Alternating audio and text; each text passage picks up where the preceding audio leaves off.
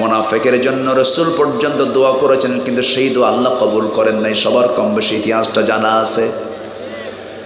আমার নবীজির পিছনে লোকটা নামাজও পড়তো, নবীর পিছনে ইক্তেদা করতো, নবীর বয়ান শুনে শুনে ওই মুনাফিকের চোখে পানি আসতো। সে মসজিদ বানাইছে, সে নবীর পিছনে নামাজ পড়েছে, জিকির আজগার করেছে, মুখে দাড়িও ছিল, মাথায় টুপিও ছিল, পরনে জুব্বাও ছিল, কিন্তু আমার নবীজির সঙ্গে মূল কাজে সে অংশগ্রহণ করে নাই, দিন কায়েমের সংগ্রামে সে অংশগ্রহণ করে নাই।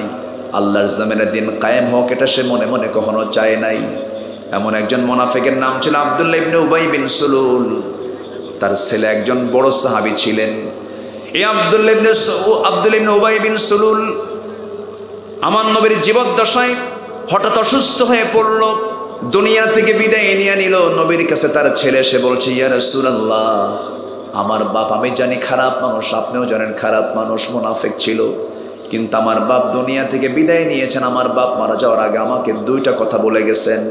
নাম্বার 1 হলো, ও আমার সন্তান, আমি যদি মারা যাই আমার কাফনের কাপড়টা যেন আমার রাসূলের যেন জুব্বাটা দিয়ে যেন আমার কাফনের কাপড়টা যেন পরানো হয়। নাম্বার 2 হলো, আমার জানাজা যেন বিশ্বনবী নিজে পড়ায় দেন। এই কথা বলে দুনিয়া থেকে এই মুনাফিকটার বিদায় হয়ে যায়। আমার নবীর কাছে যখন এই সংবাদ দেওয়া হলো, রাসূল বললেন, ও আমার সাহাবী, তুমি আমার প্রিয় সাহাবী, তোমার আব্বা যখন এই কথা বলে গেছে, যাও, আমি তোমার আব্বার কথাটা রাখবো। আমার নবীজি জানাজার আয়োজন হয়ে গেল, কাফনের কাপড় পরাতে হবে। রাসূল তার সন্তানের হাতে আমার নবীর ব্যবহৃত একটা জুব্বা তার হাতে দিয়ে বললেন, যা আব্দুর রহমান, তোমার আব্বার গায়েটা পরায়া দাও। পরায়া দেওয়া হলো, গোসল করানো হলো, জানাজার আয়োজন হবে। দুটো বর্ণনা পাওয়া যায়, কেউ বলেছেন রাসূল জানাজা পড়েছেন, কেউ বলেছেন রাসূল জানাজা পড়েন নাই। আমার নবীজি জানাজার প্রান্তর পর্যন্ত চলে গেলেন, লাশ সামনে রেখে জানাজায় দাঁড়ায় গেলেন। এমন সময় পিছন থেকে ওমরে ফারুক রাদিয়াল্লাহু তাআলা আনহুর মতো মানুষ পিছন থেকে টানতেছেন, হুজুর আপনি জানাজা পড়েন নাই তো, মুনাফিক ছিল। রাসূল বললেন, ওরে ওমর, আমাকে বাধা দিও না, আমার সাহাবীর বাবা, আমি জানাজা পড়ায়া দেই। নবীজি জানাজা পর্যন্ত পড়ায়া দিলেন, নিজের গায়ের জুব্বা পর্যন্ত মুনাফিককে দান করে দিলেন। রাসূল জানাজা শেষ হতে না হতে আয়াত নাজিল হলো, ইন তাস্তাগফির লাহুম আও লা তাস্তাগফির লাহুম ইন তাস্তাগফির লাহুম 70 মাররাতান ফালান ইয়াগফিরাল্লাহু লাহুম। আউযু বিল্লাহি মিনাশ শাইতানির রাজীম। বিসমিল্লাহির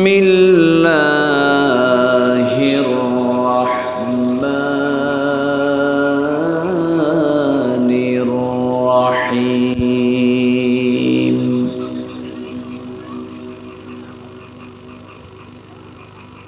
ولقد آتينا لقمان الحكمة أن اشكر لله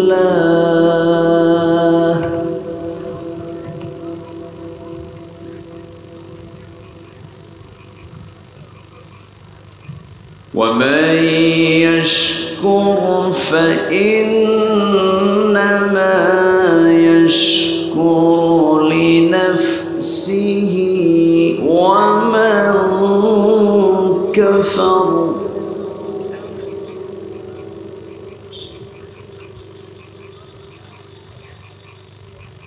ومن كفر فإن الله غني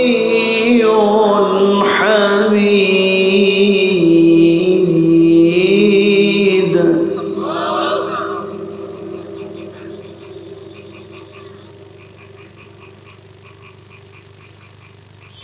وإذ قال لقمان لابنه وهو يعظه يا بني لا تشرك بالله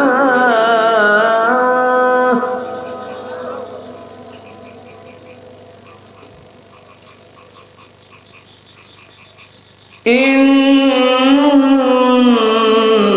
الشرك لظلم عظيم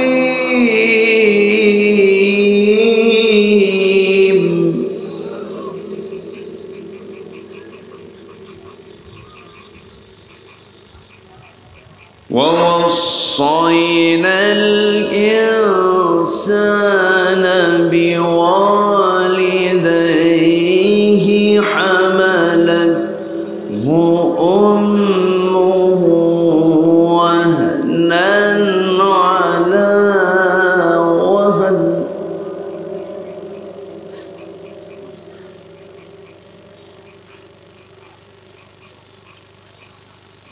وهن على وهن وفصاله في عامين أن اشكر لي ولوالديك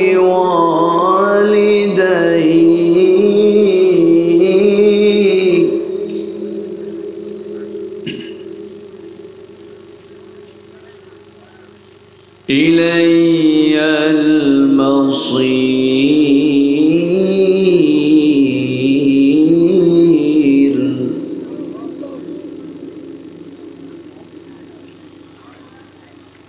الله أكبر بسم الله الرحمن الرحيم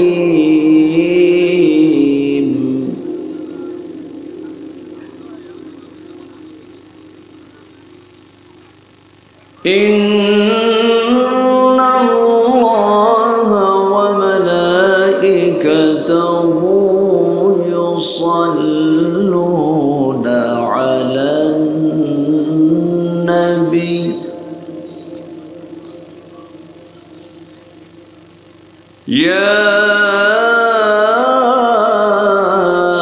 أيها الذين آمنوا صلوا عليه وسلموا تسليما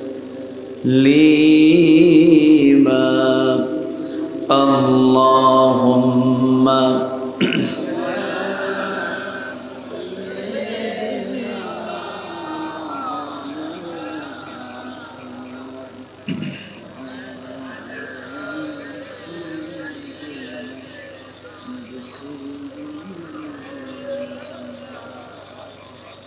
একটু মোহাব্বত দিয়ে নবীর প্রেমে মাতোয়ারা হয়ে জবান খুলে আওয়াজ দিয়ে সবাই বলুন আল্লাহুম্মা সাল্লি আলা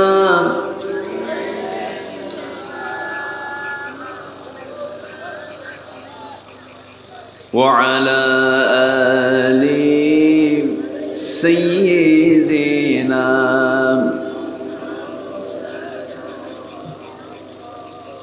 সবাই বলুন বালাগাল উলা বিকামালিহি কাশাফাত তুজা বিজামালিহি হাসনাত জামিউ খিসালিহি সাল্লু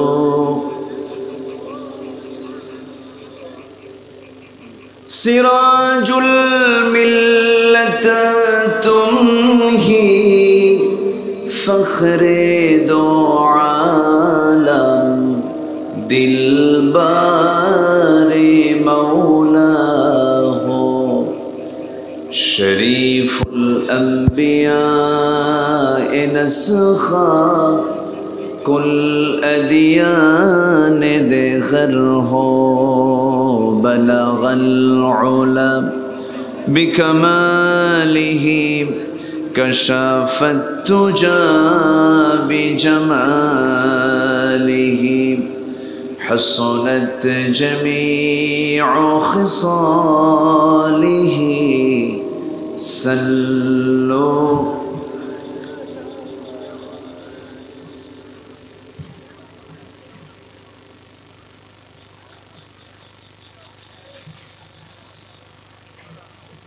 প্রাকৃতিক সৌন্দর্যের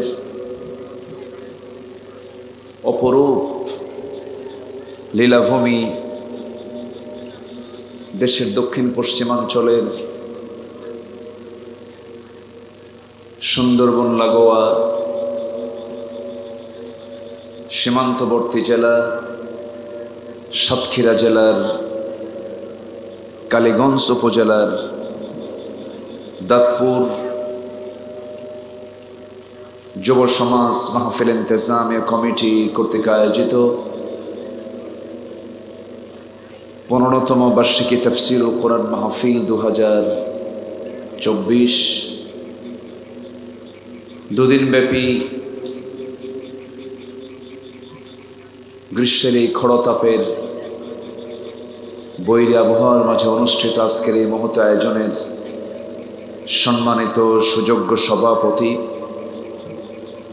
জনাব মাওলানা আবুল ফারাহ সিদ্দিকী, আজকের মাহফিলের বরেণ্য অতিথি মাননীয় চেয়ারম্যান মহোদয়, সম্মানিত মেহমানবৃন্দ,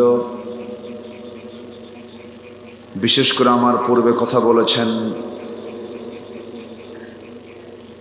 আমার অনুজ, আমার স্নেহধন্য নন্দিত আলেমে দ্বীন,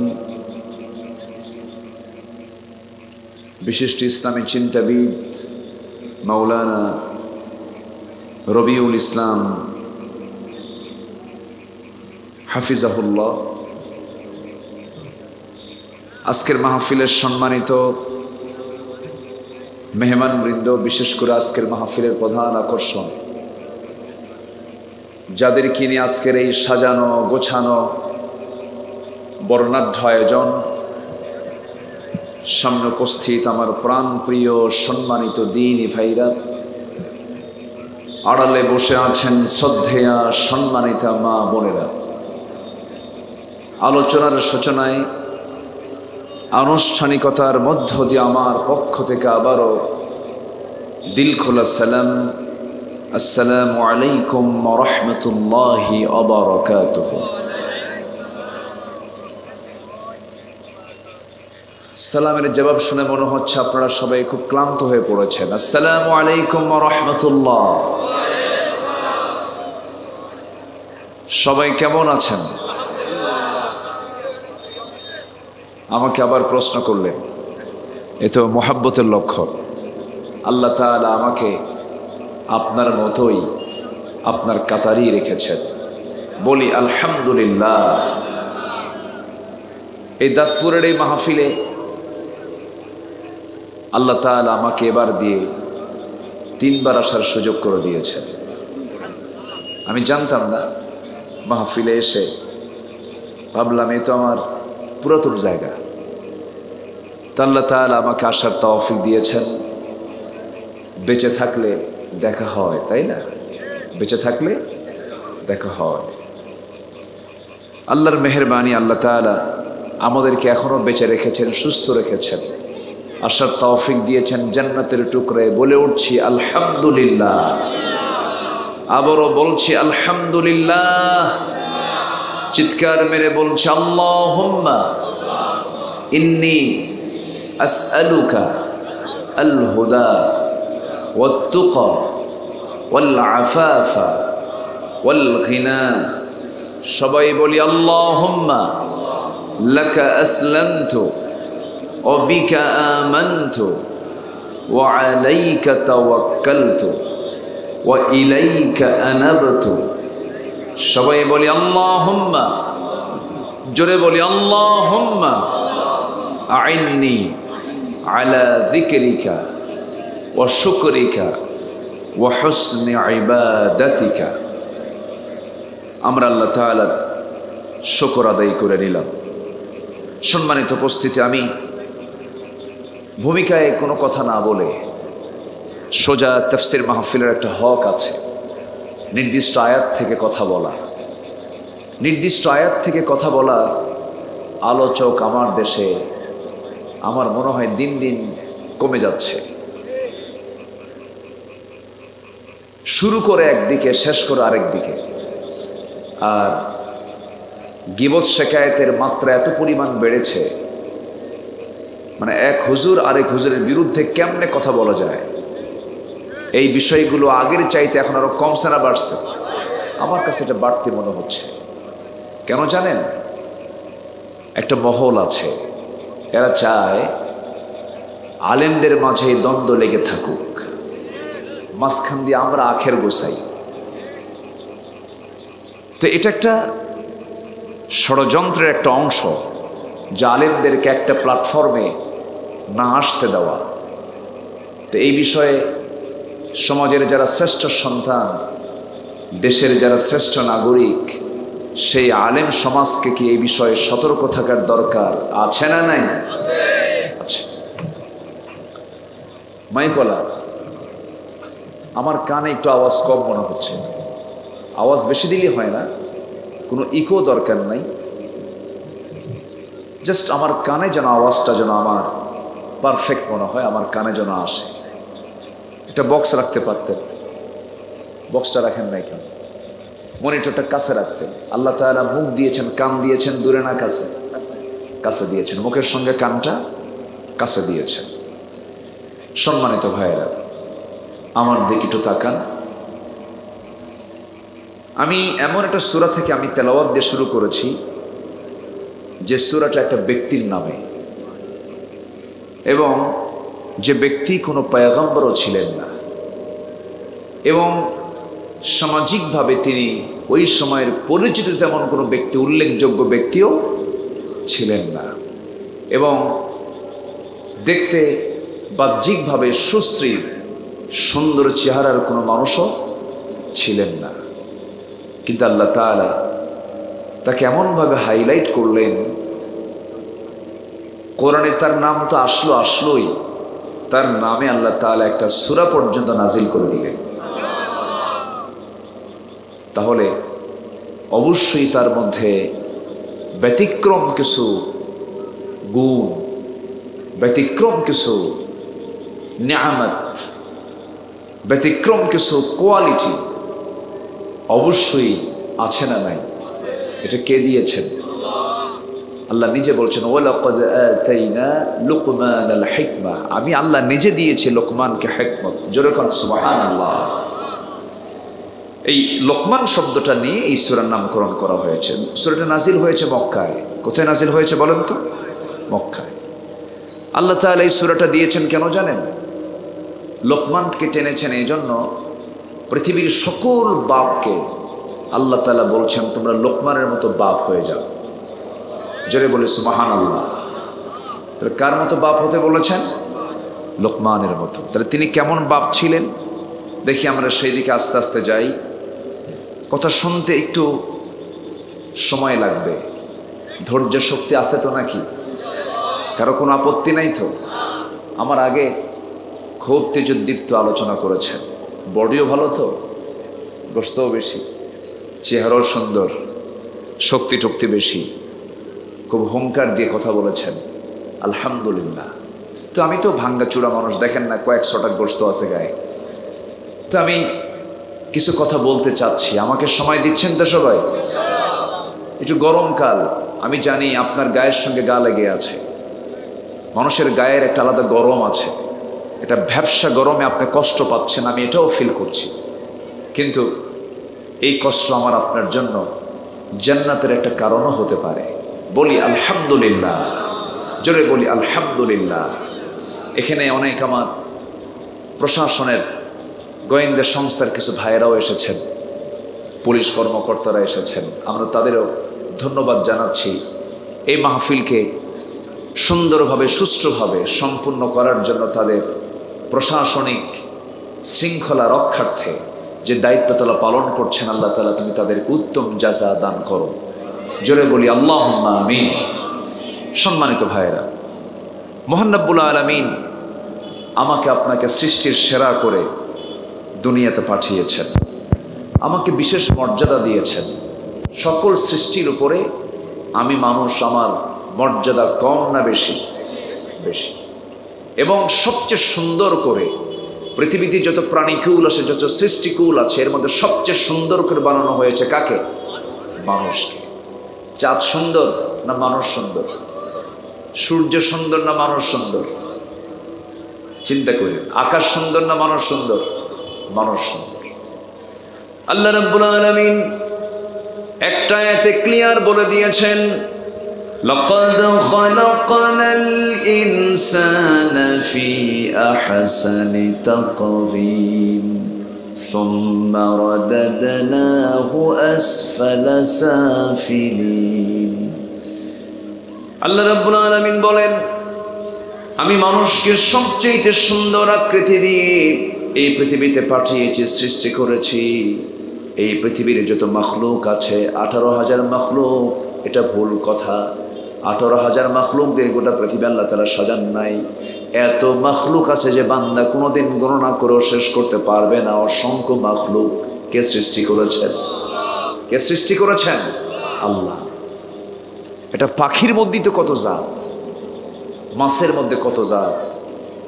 এই যে এখন আম, রসালো মাস, গ্রীষ্মকাল না, এই রসালো মাসে আম আপনাদের বিশেষ করে এবছর গোটা দেশের মানুষ মানে যে আমের দিকে বেশি মানে লোভনীয় সেটা হলো সাতক্ষীরার কি জানো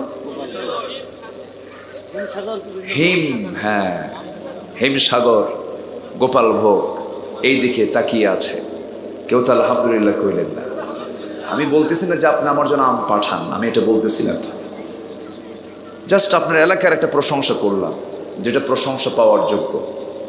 এই আমের মধ্যে কি একটা দুইটা জাত? অসংখ্য জাত, মেলা জাত। হিমসাগর, গোপালভোগ, রানীভোগ, ন্যাংরা, এরপরে হলো ফজলি, তারপরে আর কি না, তারপর আরেকটা আছে কি জানো হাড়ি ভাঙ্গা, এটা রংপুর। আগামীকাল আমার ওইদিকে মাহফিল আছে। রংপুর, হাড়ি ভাঙ্গা, মাজা ভাঙ্গা, কত ভাঙ্গা যে আছে আল্লাহ জানে। তো এই যে একটা আমের মধ্যে কত জাত, কে দিয়েছেন?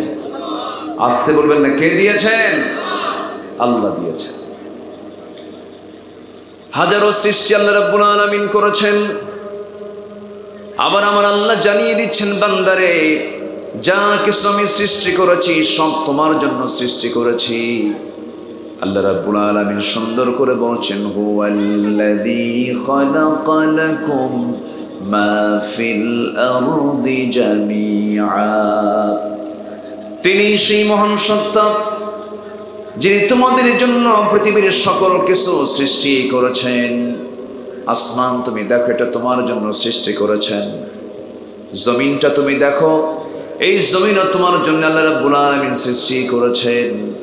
এবং এর মাঝে, আসমান জমিনের মাঝে যত মাখলুক তুমি দেখতে পাও আর না দেখতে পাও, সকল কিছু আমার আল্লাহ বান্দার জন্য বানিয়েছেন। জোরে বলি সুবহানাল্লাহ। সকল সৃষ্টি হলো বান্দার খাদেম,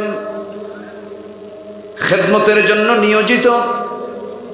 সকল সৃষ্টি বান্দার খেদমত করবে, বান্দা আল্লাহর শুকরিয়া আদায় করবে, বান্দা আল্লাহর গোলামি করবে। বান্দা বলে ফেলবে আলহামদুলিল্লাহি রাব্বিল আলামিন। সবাই বলুন আলহামদুলিল্লাহি রাব্বিল আলামিন আর রহমানির রহিম মালিকি ইয়াউমিদ্দিন ইয়্যাকা না'বুদু ওয়া ইয়্যাকা নাস্তাঈন ইহদিনাস সিরাতাল মুস্তাকিম সিরাতাল লাযীনা আন'আমতা আলাইহিম গায়রিল মাগদুবি আলাইহিম ওয়ালাদ-দাল্লিন। এরপরে জোরে বলেন, আরো জোরে বলুন আমিন। এই সূরা ফাতিহা এটা এমন একটা সূরার নাম, গোটা কোরআনে আল্লাহ তাআলা যে কথাগুলো বলেছেন তার মূল বক্তব্য আল্লাহ তাআলা সূরা ফাতিহার মধ্যে দিয়ে দিয়েছেন। জোরে বলেন সুবহানাল্লাহ। যেটা ছাড়া কোনো কিছুই হয় না। নামাজ কি সূরা ফাতিহা ছাড়া হয়? বলেন কেউ যদি সূরা ফাতিহা ছাড়া নামাজ পড়ে, নামাজ হবে? হবে না। এত গুরুত্বপূর্ণ এই সূরা। তো সূরাটা যখন শুরু করলাম, একটু তেলাওয়াত দিয়ে শেষই করলাম। আসেন আমরা এখন মূল আয়াতের দিকে আস্তে আস্তে যাচ্ছি। বলুন তো সবাই, সূরাটার নাম যেন কি? বলেন। লোকমান। লোকমান কি? কোন লোকমান? সাতক্ষীরার লোকমান? সাতক্ষীরার লোকমান না, কিন্তু অনেক লোকমান সাতক্ষীরায় আছে, কিন্তু লোকমান নামটা ঠিক আছে, কিন্তু লোকমান নামের গুণটা তার মধ্যে নাই। কিন্তু আল্লাহ রাব্বুল আলামিন এই লোকমানকে এত গুণে গুণান্বিত করেছেন যে আমার আল্লাহ তাআলা লোকমানের ওয়াজগুলোকে তার কোরআনের মধ্যে ঢুকায় দিয়েছেন। জোরে বলেন সুবহানাল্লাহ। আজকে আমরা কার ওয়াজ শুনতে বসেছি বলেন তো? কোরআনের, ঠিক আছে, কিন্তু স্পেশালি আল্লাহ তাআলা কোরআনে ঢুকিয়েছেন কার ওয়াজ? লোকমানের ওয়াজ। ওহুয়া ইয়াইযুহু, অর্থাৎ আমি আব্দুল্লাহ আল আমিন, আমি মরে যাব একদিন, হয়তো 50, 60, 100 বছর পর এর নাম থাকবে না, রবিউল ইসলাম থাকবে না। কিন্তু লোকমান কি ওয়াজটা করলেন, কি আলোচনাটা করলেন, কি ওয়াজ তিনি করলেন, যে ওয়াজ আল্লাহ তাআলা পছন্দ করে কোরআনে তুলে দিয়েছেন, তার ওয়াজ কখনো হারাবে না। জোরে বলে সুবহানাল্লাহ। কি ওয়াজ তিনি করেছেন, তাহলে সেই ওয়াজটা কি মূল্যহীন না মূল্যবান? শুধু মূল্যবান না মহামূল্যবান? মহামূল্যবান মনে করে আমরা এটা শেষ পর্যন্ত শুনে আজকে যাব। যদিও কথাগুলো পুরাতন, কিন্তু আবার নতুন করে আমরা শুনবো। জোরে বলি ইনশাআল্লাহ। তিনি তার সন্তানদেরকে ওয়াজ করেছেন। ওয়াজটা বাইরে না, এই পাবলিক করেন নাই। তিনি ওয়াজ করেছেন বাইরে না ভিতরে? আউটসাইড না ইনসাইড? ইনডোরে, ঘরের মধ্যে তিনি ওয়াজ করেছেন। আমার বন্ধুগণ, সাইয়্যিদনা লোকমান আলাইহিস সালাতু ওয়াস সালাম সন্তানদেরকে 13টা বিষয়ে ওয়াজ করেছেন, নসিহত করেছেন। 13টা বিষয়ে যদি কোনো বান্দা যদি তার সন্তানদের মাঝে যদি এই নসিহতটা করতে পারে, প্রত্যেকটা বাড়িতে বাড়িতে যদি লোকমানের ওয়াজটা যদি ঠিক মতো আদায় হয়ে যায়, আল্লাহর কসম করে বলি সমাজে কোনোদিন সন্ত্রাসী সন্তান জন্ম নিতে পারে না। সমাজটা আপনা আপনি ভালো হয়ে যেত। কিন্তু লোকমানের ওয়াজ করবে কখন? 21শে ফেব্রুয়ারি আসলেই তো বলে, যা খালি পায়ে ফুল একখান নিয়া ফুল দিয়ায়। আছে কি না? আসতে বলবেন না, আছে না নাই? এটি কি কোনো নবীর সুন্নাহ? কোনো রাসূল কি এটা করেছেন? কোনো কবরকে সামনে রেখে ফুল দেওয়া, এটা কি কোনো নবীর সুন্নাহ? যদি কবরে ফুল দেওয়া যদি জায়েজ হতো, কবরে পুষ্পস্তবক অর্পণ করা যদি জায়েজ হতো, গোটা পৃথিবীর সকল ফুল গিয়ে জমা হতো আমার নবীর কবরে। সেখানে আমি আমার এই 2 চোখ সাক্ষী, নিজের চোখে দেখেছি তো, কই দেখলাম না তো সেখানে একটা ফুল কেউ দিয়ে বরণ করে নিল। তা আপনি কত বড় মহান ব্যক্তি হলেন, নবীর কবরে বরণ করার জন্য ফুল লাগে না, আপনার ফুল দিতে হয়। যে মুসলমানদের কোনো সিস্টেম এটা নয়, এটা সম্পূর্ণ ইহুদি খ্রিস্টানদের কালচার, মুসলমান মানতে পারে না। তাহলে আমাদের পরিবারে লোকমানের ওয়াজের ঘাটতি আছে না নাই? আসতে বলবেন না, আছে না নাই? একটা ব্যক্তি কয়েকজন ব্যক্তি নিয়ে একটা পরিবার গড়ে ওঠে। একটা পরিবার থেকে একটা সমাজ গড়ে ওঠে, একটা সমাজ থেকে একটা রাষ্ট্র গড়ে ওঠে। একটা রাষ্ট্রের একটা ক্ষুদ্র একটা অংশ হলো পরিবার। এই পরিবারকে, যিনি পরিবারের কর্তা, তার দায়িত্ব হচ্ছে এই পরিবারকে সুন্দর করে গড়ে তোলা, সুন্দর করে এটা সাজিয়ে নেওয়া। কুল্লুকুম রাঈন ওয়া কুল্লুকুম মাসউলুন আন রাইয়াতিহি। প্রত্যেক ব্যক্তি দায়িত্বশীল, তার দায়িত্বের সম্পর্কে একদিন জিজ্ঞাসিত হতে হবে। কার আদালতে? আল্লাহর আদালতে। অনেক বাপ আছে, ছেলেকে বলে, বাজান যা 1 প্যাকেট সিগারেট আন। আছে কি না? ছেলে ভাবে আব্বাও খায়, আমিও টান না দিয়ে কি করি? আছে না নাই? আচ্ছা আচ্ছা, আমার কথায় মনে বিরক্ত হচ্ছে আপনারা নাকি? সবাই বসেন, একটু মনোযোগ দিয়ে কথাগুলো শোনেন, আমাদের এগুলো কাজে লাগবে। আমার ওয়াজ তো না, এগুলো মূলত কার ওয়াজ? আল্লাহর ওয়াজ। লোকমান তার সন্তানদেরকে 13টা নসিহত করেছিলেন, 13টা ওয়াজ করেছিলেন। আমার কলিজার টুকরা সন্তান, সুন্দর করে তিনি তার সন্তানদেরকে ডাক দিয়েছিলেন। সে ডাকের মধ্যে মিষ্টতা ছিল, কোনো কর্কশ ভাব ছিল না। দেখবেন কিছু কিছু বাপ আছে সন্তানদেরকে ভালো করে ডাকে না, মিষ্টি সুরে কথা বলে না, বউয়ের সাথেও সুন্দর আচরণ করে না, বউকে সুন্দর নামে ডাক দেয় না। বউটাকে সুন্দর করে ডাকাও সুন্নাত। রাসূল তার স্ত্রীদেরকে কখনো মন খারাপ হয়ে যাওয়ার মতো করে কোনো সম্বোধন সুযোগ শব্দ প্রয়োগ করেন নাই। খাদিজাকে খাদিজা বলেন নাই, তিনি সারা জীবন বলেছেন তাহেরা, হে পবিত্রা নারী। আম্মা জান আয়েশা সিদ্দিকা রাদিয়াল্লাহু আনহা কি সচরাচর তিনি সবসময় বলতেন, হুমায়রা লাল টুকটুকে মহিলা এদিকে আসো। প্রশংসা সুযোগ শব্দ প্রয়োগ করে ডাক দিয়েছেন, সুন্দর করে নাম সম্বোধন করে ডাক দিয়েছেন। দেখবেন কিছু কিছু স্বামী আছে বউদের সঙ্গে এত খারাপ আচরণ করে, বউরা মনে মনে বদ্ধ করে এই লোকটা মরবে কোন দিন। আসেন, এরকম আছে না? সন্তানদেরকে ভালো করে ডাক দেয় না, কর্কশ আচরণ করে, মিষ্টতা নাই। শুধু বাপটাই হতে পেরেছে, জন্মটাই দিতে পেরেছে, কিন্তু সন্তানকে সুন্দর করে কেমন করে ডাকতে হয়।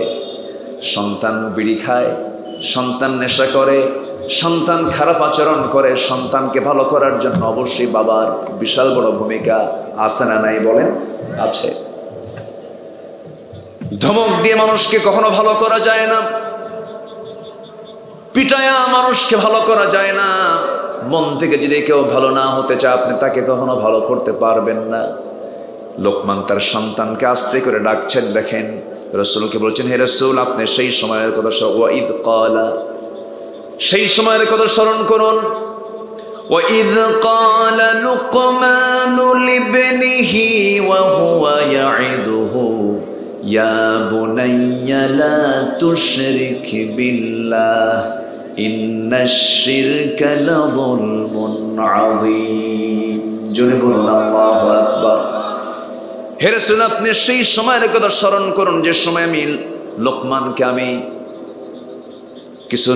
লোকমানের কিছু কথা আমি আপনাকে স্মরণ করে দেওয়ার জন্য বলছি। যে সময় লোকমান তার সন্তানকে ডাক দিলেন, লোকমানুল ইবনিহি, তার সন্তানকে ডাক দিয়ে বলছেন, ওয়াহুয়া ইয়াইদুহু, নসিহা করছেন, ওয়াজ করছেন। ইয়া বুনাইয়া, হে আমার কলিজার টুকরা, হে আমার আদরের দুলাল, হে আমার সোনা পাখি, হে আমার খোকা, হে আমার কলিজা, হে আমার আত্মা। সুন্দর করে ডাক দিচ্ছেন, হে আমার কলিজার টুকরা, ইয়া বুনাইয়া, আমার কলিজার টুকরা সন্তান। সুন্দর করে ডাক দিয়ে কোলের মধ্যে তুলে নিয়ে সন্তানকে নসিহা করছেন। 1 নাম্বার হলো লা তুশরিক বিল্লাহ ইন্নাশ শিরকা লাযুলমুন আযীম। জোরে বলুন আল্লাহু আকবার। 1 নাম্বার নসিহা হলো, হে আমার কলিজার টুকরা সন্তান, যে দোষটা করলে পরে আখিরাত নষ্ট হয়ে যাবে, জাহান্নাম তোমার জন্য অবশ্যম্ভাবী হয়ে যাবে, জাহান্নাম তোমার জন্য ওয়াজিব হয়ে যাবে, জাহান্নাম তোমার জন্য একেবারে তোমার জন্য অপরিহার্য হয়ে পড়বে, জাহান্নাম তোমার জন্য বরাদ্দ হয়ে যাবে। সেই গুনাহটা তুমি কখনো করতে যেও না। হে আমার কলিজার টুকরা সন্তান, আমি তোমাকে দুনিয়াতেও দেখতে চাই, আখিরাতেও তোমাকে দেখতে চাই। 1 নাম্বার কাজ হলো লা তুশরিক বিল্লাহ, শিরিক করো না। কার সাথে? আসতে বলুন না, কার সাথে? শিরিক তো আমার দেশে নাই। আসতে বলবেন না, আছে না নাই? আচ্ছা, কোনো সমস্যা? দোয়া, আচ্ছা দোয়া হবে ইনশাআল্লাহ। বসা।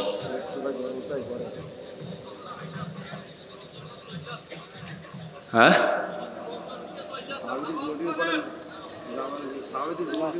বসেন।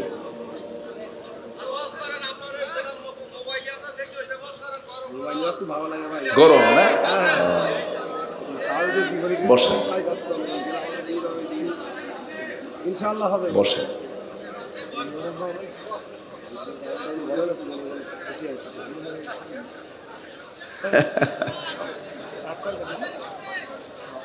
Many men many birds. আপনি ছিলেন কই এতক্ষণ? ও, আপনি খেয়ে আসলেন, তাহলে আপনি ছিলেন না এতক্ষণ? ও আচ্ছা, ঠিক আছে। আমি কি কোরআনের বাইরে কোনো কথা বলছি? আচ্ছা, ঠিক আছে, কথা ঠিক আছে তো? গরম কাকে বলে? গরম, গরম তো বহু হইলেন জীবনে। গরম কি কম হয়েছি আমরা? বহু তো গরম হইলেন।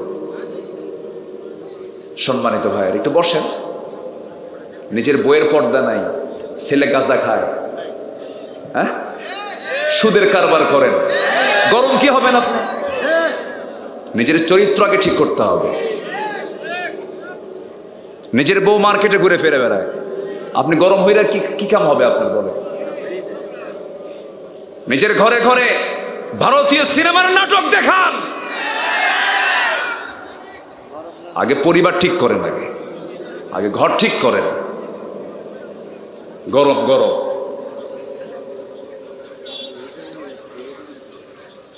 আমি যাই, আপনারা গরম অস করেন।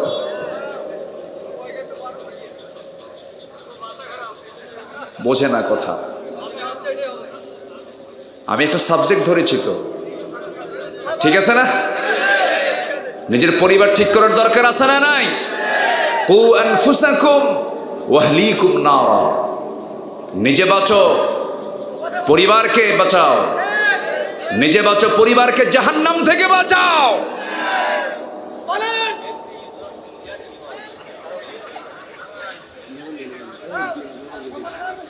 কিয়ামতের দিন সবাই নাফসি নাফসি করবে। কি করবে? নাফসি নাফসি করবে না? আমার মাথা থেকে পা পর্যন্ত আগে ইসলাম থাকতে হবে, এরপরে সমাজে ইসলাম আসবে। আমার মাথা থেকে পা পর্যন্ত ইসলাম নাই, আমার পরিবারে ইসলাম নাই, আমার সন্তানগুলো গাঁজা খায়, মদ খায়, কোনো কাজ নাই, আপনি স্লোগান দিয়ে কি করবেন? আপনি, আল্লাহ নিজে বলছেন, যারা ঈমান আনবে, ভালো করে আমলে সালেহ করবে, লা ইস্তাখলিফান্নাহুম ফিল আরদ, আমি তাদের হাতে ক্ষমতা তুলে দেব। কার কথা? আল্লাহর কথা। এত সস্তা নয়। একটু বসেন না, কথা তো শুরু হলে শেষ পর্যন্ত থাকতে হবে তো। রাগ করেন না। এই যে মুরব্বী, রাগ করা যাবে না, রাগ করেন না। আপনি মজা করেই বলছেন, হুজুর একটু গরম করেন, ঠিক আছে। সম্মানিত ভাইয়েরা, রাসূল কথা বলতেন, সাহাবে কেরামের চোখ দিয়ে দরদর করে পানি পড়ত। রাসূল কথা বলতেন, আমার নবীর কথার ফলাফল হতো কি জানেন? কোনো আওয়াজ থাকতো না, কিন্তু চোখের কোনা বেয়ে বেয়ে টপ টপ করে পানি পড়ত, দিল কাঁপত। কিয়ামতের ভয়াবহতার কথা শুনে তারা অস্থির হয়ে যেতেন, চোখের পানিতে পানিতে গাল ভিজে যেত। আমার নবীজির জুমার খুতবার ভিতরে আবার আগুন ঝরানো বক্তৃতাও দিতেন, কান্নার কথাও বলতেন। সব মিলিত থাকতে হবে, হাসি কান্না দুঃখ আনন্দ সব মিলিত জীবন, ঠিক কি না? তাহলে লোকমান তার সন্তানকে প্রথম নসিহা করলেন হলো, শিরিক করো না। কি করো না? শিরিক করো না, বিদআত করো না, আল্লাহ ছাড়া কারো কাছে মাথা নত করো না। শিরিক করো না, বিদআত করো না, আল্লাহ ছাড়া কারো কাছে মাথা নত করো না। আজকের সমাজে কবর পূজা আছে না নাই? কালীগঞ্জে নাই তো? আছে? কবর পূজা আছে? আছে, কবর পূজা আছে। তাহলে আল্লাহ বলছেন লোকমানের কথা, লোকমান তার সন্তানকে এক নম্বর নসিহত করলেন, সন্তান তুমি কি করো না? শিরিক করো না। আমার বন্ধুগণ, সকল গুনাহ মাফ হবে, শিরকের গুনাহ কখনো মাফ হবে না। আল্লাহ রাব্বুল আলামিন নিজে ওয়াদা করছেন, ইন্নাল্লাহা লা ইয়াগফিরু আন ইউশরাকা বিহি ওয়া ইয়াগফিরু মা দুনা যালিকা লিমান ইয়াশা। অন্য জায়গায় বলছেন ওয়ামান ইউশরিক বিল্লাহ ফাকাদ হারামাল্লাহু আলাইহিল জান্নাহ। শিরক যারা করবে তাদের জন্য জান্নাতটা বাজেয়াপ্ত হয়ে যাবে, জান্নাত তাদের জন্য হারাম হয়ে যাবে। জান্নাতের গন্ধ সে কখনো দেখতে পাবে না। আপনার গুনাহ কি পরিমাণ হয়েছে কোনো ফ্যাক্টর নয়। তোমার গুনাহ যদি আকাশ ছুঁয়ে যায়, আনানাস সামা বিকরাবিল আরদিল খাতায়া, গোটা জমিনে যদি ছুঁয়ে যায় তোমার গুনাহ দিয়ে কোনো প্রবলেম নেই। আল্লাহ তুশরিক বি শাইআন, আমার সঙ্গে তুমি শিরিক না করে তুমি আমার সামনে হাজির হয়ে যাও, আকাশ সমান তোমার গুনাহগুলোকে মাফ করে দিয়ে আমি আল্লাহ তোমাকে জান্নাত দিয়ে দেব। তাহলে এক নম্বর শক্ত গুনাহ কিসের গুনাহ বলেন তো? সন্তানকে লোকমান ওয়াজ করছেন কি করো না, শিরিক করো না। এটাই তো আদর্শ পিতা হওয়া উচিত। আমার বন্ধুগণ, সাইয়্যিদনা লোকমান এত দামি কেন হলেন? অবশ্যই তার মধ্যে কিছু গুণ ছিল।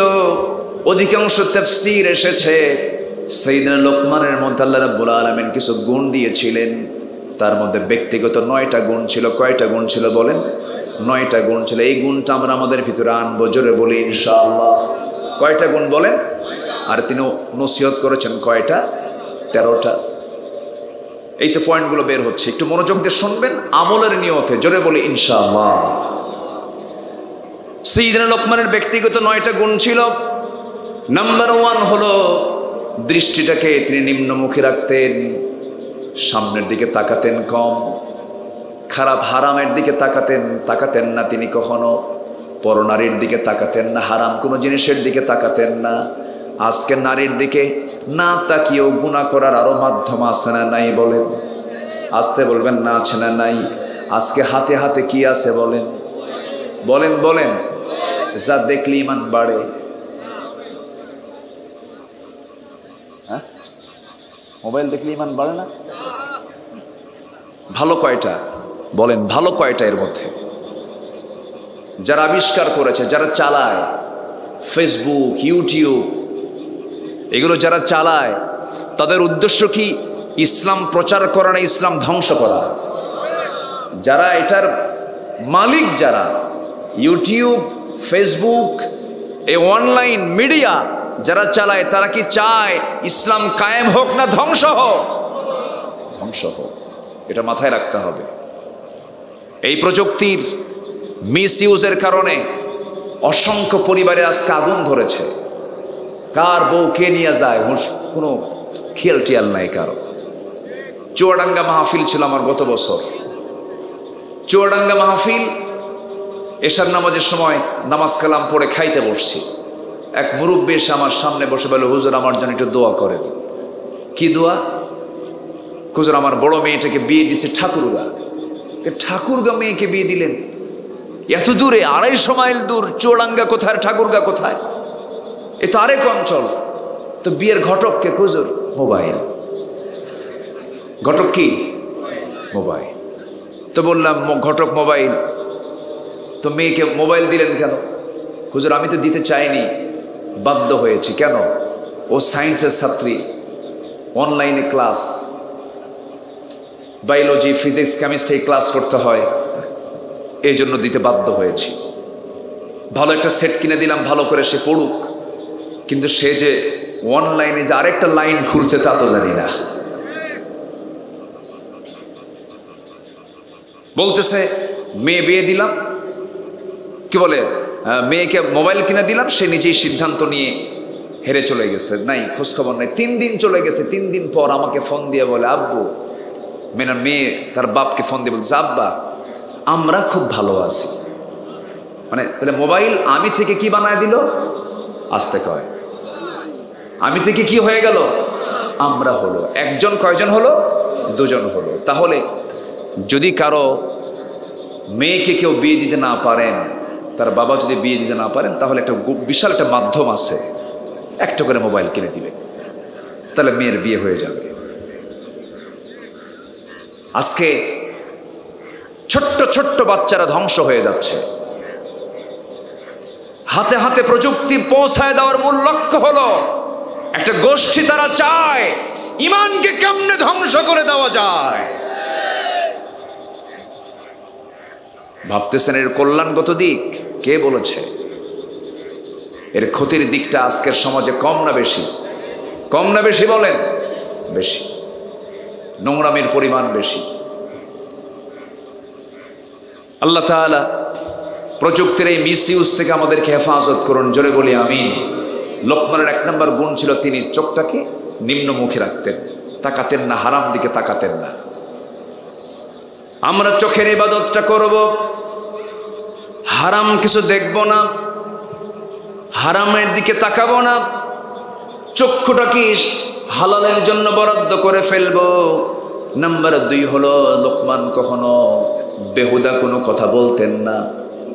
সাইয়েদিনা লোকমান তিনি মুখটা বন্ধ রাখতেন, কথা বলতেন খুব কম। নাম্বার 3 হলো হালাল জীবিকায় তিনি সন্তুষ্ট ছিলেন। নাম্বার 4 হলো লজ্জাস্থান তিনি সংরক্ষণ করেছেন। নাম্বার 5 হলো সত্য কথায় তিনি অটল থাকতেন। নাম্বার 6 হলো অঙ্গীকার তিনি পূর্ণ করতেন। নাম্বার 7 হলো মেহমানকে সম্মান করতেন। নাম্বার 8 হলো প্রতিবেশীর হক তিনি আদায় করতেন। নাম্বার 9 হলো অপ্রয়োজনীয় কথা কাজ তিনি পরিহার করে চলতেন। এই 9টা গুণ যদি আজকের এই দুনিয়ার কোনো বান্দার মধ্যে থেকে যায়, আল্লাহর কসম করে বলে সে হবে দুনিয়ার সবচেয়ে সেরা বড় বুজুর্গ পীর সাহেব। ঠিক কিনা? এগুলো গুণ আমাদের মধ্যে কি আছে? কই? আমার বন্ধুগণ, হালাল জীবিকার দিকে আমরা যদি একটু তাকাই, আজকের সমাজ চলছে যাকাত ভিত্তিক না সুদ ভিত্তিক? বলেন বলেন বলেন। কালীগঞ্জে সুদ নাই তো? কালীগঞ্জে সুদ আছে? সুদ খায় কে? মুসলিম ন মুসলিম? কোন মুসলমান খায়? কেউ কি বাদ আছে? কেউ তো বাদ নাই। একটু আমার দিকে তাকান, কথাগুলো একটু শোনেন, হয়তো একটু মন খারাপ হবে, কিন্তু কিচ্ছু বলার নাই তো। তবে হ্যাঁ, এই সমাজ থেকে সুদ বন্ধ হয়ে যাবে, শুধু ওয়াজ করে বন্ধ হবে না। ওয়াজ তো কম হলো না, ওয়াজ করতে করতে এদেশের ওয়াজের যিনি কারিগর, ওয়াজের যিনি সম্রাট, যিনি দীর্ঘ প্রায় 50টি বছর, অর্ধ শতাব্দী ধরে অগণন মানুষের মাঝে তিনি তার কোরআনের বাণী ছড়িয়ে দিয়েছেন। ওয়াজ করেই যদি সুদ বন্ধ হতো, এতদিন তো বন্ধ হয়ে যাওয়ার কথা। এখান থেকে প্রমাণিত হয় কিয়ামত পর্যন্ত ওয়াজ করে সুদ বন্ধ হবে না। সুদ বন্ধ করার জন্য প্রয়োজন হলো যাকাতকে সমাজে আইন হিসেবে চালু করে দেওয়া। ঠিক কিনা? যাকাতের আইনকে চালু করে দেওয়া। যাকাত যেখানে চালু হবে, সুদ সেখানে বন্ধ হয়ে যাবে। তাহলে যাকাত কি এমনি এমনি আসবে? যাকাতের আইন কি এমনি এমনি আসবে? না। এই আইন সমাজে চালু করার জন্য নামাজ, আমার দেশে এই চিত্র আমরা কখনো দেখতে পেতাম না। আজকে 90% মুসলমান যে দেশে বসবাস করে, আজকে মসজিদের সংখ্যা মুসল্লির চাইতে বেড়ে গেছে। মুসল্লি শূন্য মসজিদ। ফজরের সময় এমনও দেখা যায় মুসল্লি মোট 3 জন, ইমাম, মুয়াজ্জিন আর খাদেম। কেন 3 জন আছে? এরা চাকরি করে। চাকরি না থাকলে এরাও খুঁজে পাওয়া যেত না, এদেরকেও খুঁজে পাওয়া যেত না মসজিদে। আমি কি ভুল বলছি? অনেক মসজিদে এই দৃশ্যগুলো আমরা অবলোকন করছি। তাহলে এই চিত্রগুলো চিত্রায়িত হতো না, নামাজের পরিবেশ ঠিকই দেখা যেত, কোনো বেনামাজি থাকতো না, যাকাত সুদের কারবার থাকতো না, কোনো নারীকে কালীগঞ্জের বাজারে বোরকা ছাড়া দেখা যেত না। কখন? যখন দেখতে পেতাম সমাজে কার দিন চালু হয়ে গেছে। আসতে বলবেন না, কার দিন চালু হয়ে গেছে? আমার দেশে নামাজ আছে, কিন্তু নামাজ না পড়লে তার শাস্তি কি এটা নাই। আমার দেশে যাকাত আছে, যাকাত না দিলে তার বিরুদ্ধে কি অ্যাকশন এটা নাই। আমার দেশে পর্দা করার জন্য বোরকা পরার হয়তো বিধান, বোরকা পরার অনুমতি আছে, বোরকা পড়তে পারেন, কিন্তু বোরকা ছাড়া একজন নারী বাইরে গেলে তার শাস্তি কি, সে শাস্তি কিন্তু আমার দেশে নাই। তো এখন বিষয় হলো এই বিধানগুলোর সমাজে এমনি এমনি আসবে না চেষ্টা করতে হবে? চেষ্টা করতে হবে। লোকমান তার সন্তানকে এই সময়ে এসে এবার বলতেছেন, হে আমার কলিজার টুকরা সন্তান, আল্লাহর সঙ্গে শিরিক করো না।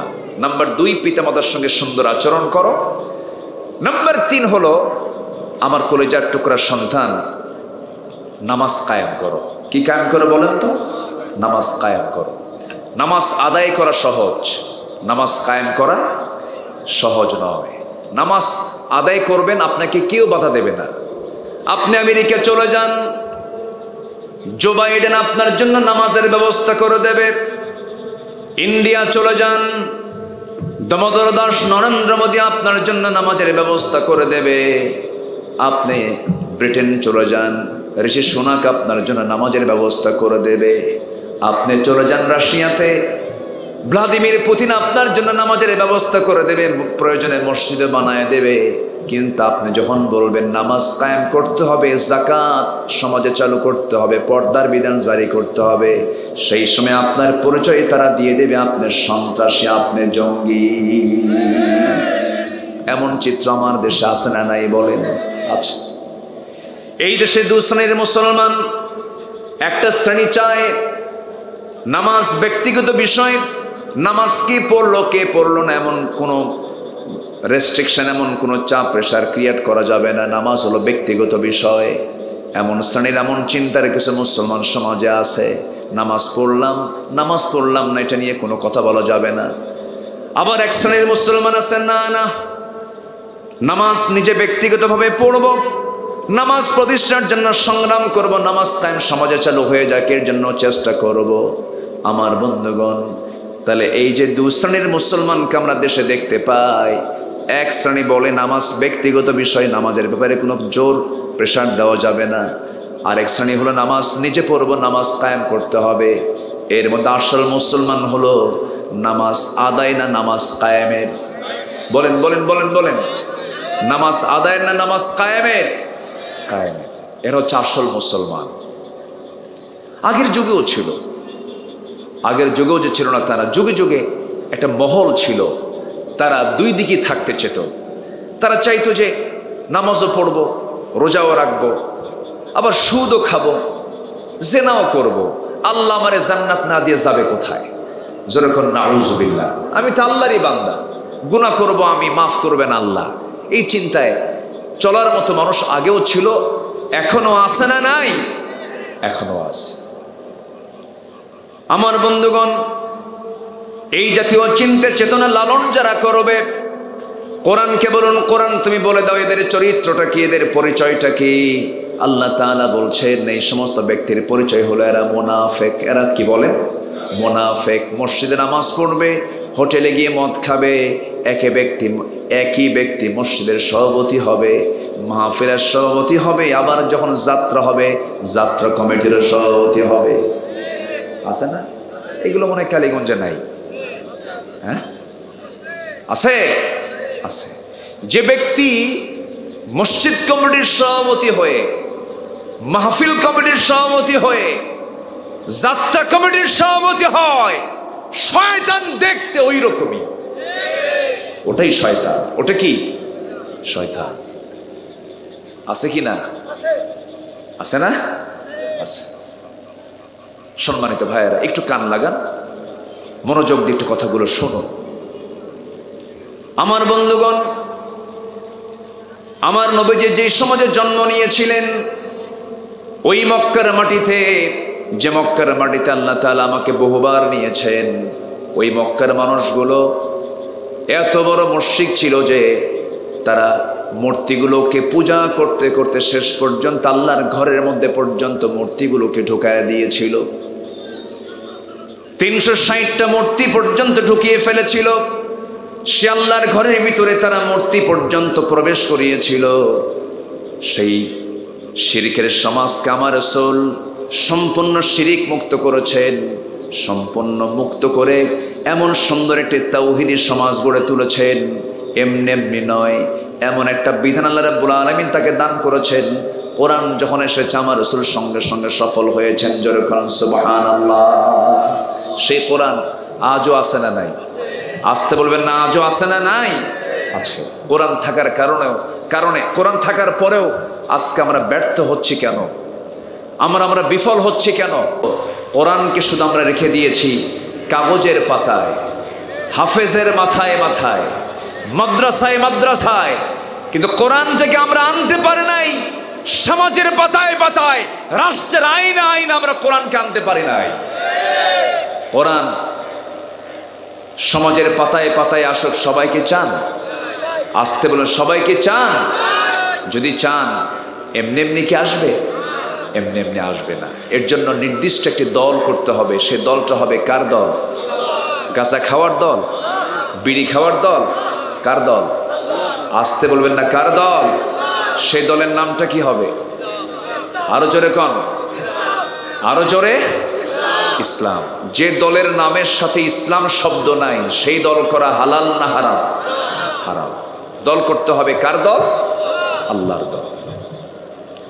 আমার বন্ধুগণ, আল্লাহর দল না করে দুনিয়ার দল করে যদি কোনো বান্দা দুনিয়া থেকে বিদায় নিয়ে নেয়, হাসর তো দূরেই থাকলো, কিয়ামতের দিন তো দূরেই থাকলো, কবরে যখন মানুষ কবরস্থ হয়ে যায়, কবরস্থ হওয়ার সঙ্গে সঙ্গেই দুজন ফেরেশতা, আতাহু মালাকান আসওয়াদান আরজাকান, দুজন ফেরেশতার সামনে এসে দাঁড়িয়ে যায়, কবরবাসীকে বসায় ফেলে, তিনটা প্রশ্ন করে। এই তিনটা প্রশ্নের মধ্যে দলের প্রশ্ন আছে না নাই? তিনটা প্রশ্ন করে ফেলে। নাম্বার 1 হলো মার রব্বুক, তোমার রবটাকে। নাম্বার 2 হলো ওমা দীনুক, তোমার দলটা কি, তোমার জীবন বিধানটা কি। নাম্বার 3 হলো ওমান হাদার রাজুল, তোমার নেতাটাকে, এই লোকটার পরিচয় কি। এই তিনটা প্রশ্ন যখন বান্দাকে ফেরেশতারা যখন করে ফেলবে, ওই বান্দা যদি সঠিকভাবে জবাবটা দিতে পারে, ওই বান্দাই প্রথম মঞ্জিলে সে পাশ করলো। এই মঞ্জিলে পাশ করা মানে সে পরবর্তী সকল মঞ্জিলে সে পাশ করে ফেলবে। কিন্তু আপনি আল্লাহর দল করে গেলেন না, দুনিয়ার দল করে গেলেন। দুনিয়ার আইনকে আপনি বিশ্বাস করে দুনিয়া থেকে বিদায় নিলেন। সেই দিন কবর তো প্রথম মঞ্জিল, সেই দিন আপনি ধরা খেয়ে যাবেন। হাসর তো বহু দূরেই থাকলো। জাহান্নামের আগুনের সমস্ত আভাগুলো আপনার সাথে স্পর্শ করে ফেলবে। জাহান্নামের সুরঙ্গি কবরের সঙ্গে কানেকশন হয়ে যাবে, আযাব শুরু হয়ে যাবে কবরেই। এই জন্য আমার বন্ধুগণ, সবার কাছে আমার একটা দিল থেকে চাওয়া, দিল থেকে আমার আহ্বান, সেটা হলো দল যখন করতেই হবে, দলটা করা ফরজ। সেই দলটা করব আমরা কার দল বলেন? আসতে বলবেন না, কার দল? আল্লাহর দল। আল্লাহ রাব্বুল আলামিন বলেন, ওয়ালতাকুম মিনকুম উম্মাতুন ইয়াদউনা ইলাল খায়রি ওয়া ইয়ামুরুনা বিল মা'রুফি ওয়া ইয়ানহাউনা আনিল মুনকার। তোমাদের মধ্যে অবশ্যই এমন একটা দল থাকা দরকার, যে দলটা মানুষকে আল্লাহর দিকে আহ্বান করবে, সৎ কাজের আদেশ দেব, সৎ কাজের বাধা প্রদান করবে। আমার বন্ধুগণ, এই দলটা করতে বলেছেন কে বলেন? আল্লাহ তাআলা বলেছেন। আল্লাহ রাব্বুল আলামিন বান্দাকে নামাজ কায়েমের কথা বলেছেন, যাকাত আদায়ের কথা বলেছেন। আল্লাহ নিজে আরেক জায়গায় বলছেন, আল্লাযীনা ইম্মাক্কান্নাহুম ফিল আরদি আকামুস সালাহ ওয়া আতাউস যাকাতা ওয়া আমারু বিল মা'রুফি ওয়া নাহাউ আনিল মুনকার ওয়ালিল্লাহি আকিবাতুল উমুর। জোরে বলুন আল্লাহু আকবার। আমি যাদেরকে রাষ্ট্রীয় ক্ষমতা দান করব, আল্লাহ নিজে বলছেন, আমি যাদেরকে রাষ্ট্রীয় ক্ষমতা দান করব তারা 4টা আইন সমাজে চালু করবে। এর মধ্যে 1 নম্বর হলো তারা নামাজটাকে কায়েম করবে, যাকাতটাকে আদায় করবে, সৎ কাজের আদেশ দেবে, অসৎ কাজের বাধা প্রদান করবে। এই 4টা কাজ কে দায়িত্ব দিলেন বলেন? আসতে বলবেন না, কে দায়িত্ব দিলেন? আল্লাহ দায়িত্ব দিলেন। অতএব যে দল নামাজ কায়েমের কথা বলে না, যাকাত আদায়ের কথা বলে না, যারা সুদকে প্রমোট করে, পর্দাহীনতাকে প্রমোট করে, ভারতীয় নায়িকাকে রিসিভ করে দেশে দাওয়াত দেয়, ওই সমস্ত চরিত্রহীন লম্পট নেতৃত্ব আমরা মানতে চাই না। রাজি আছেন কারা কারা? হাত উঁচু করে দেখা।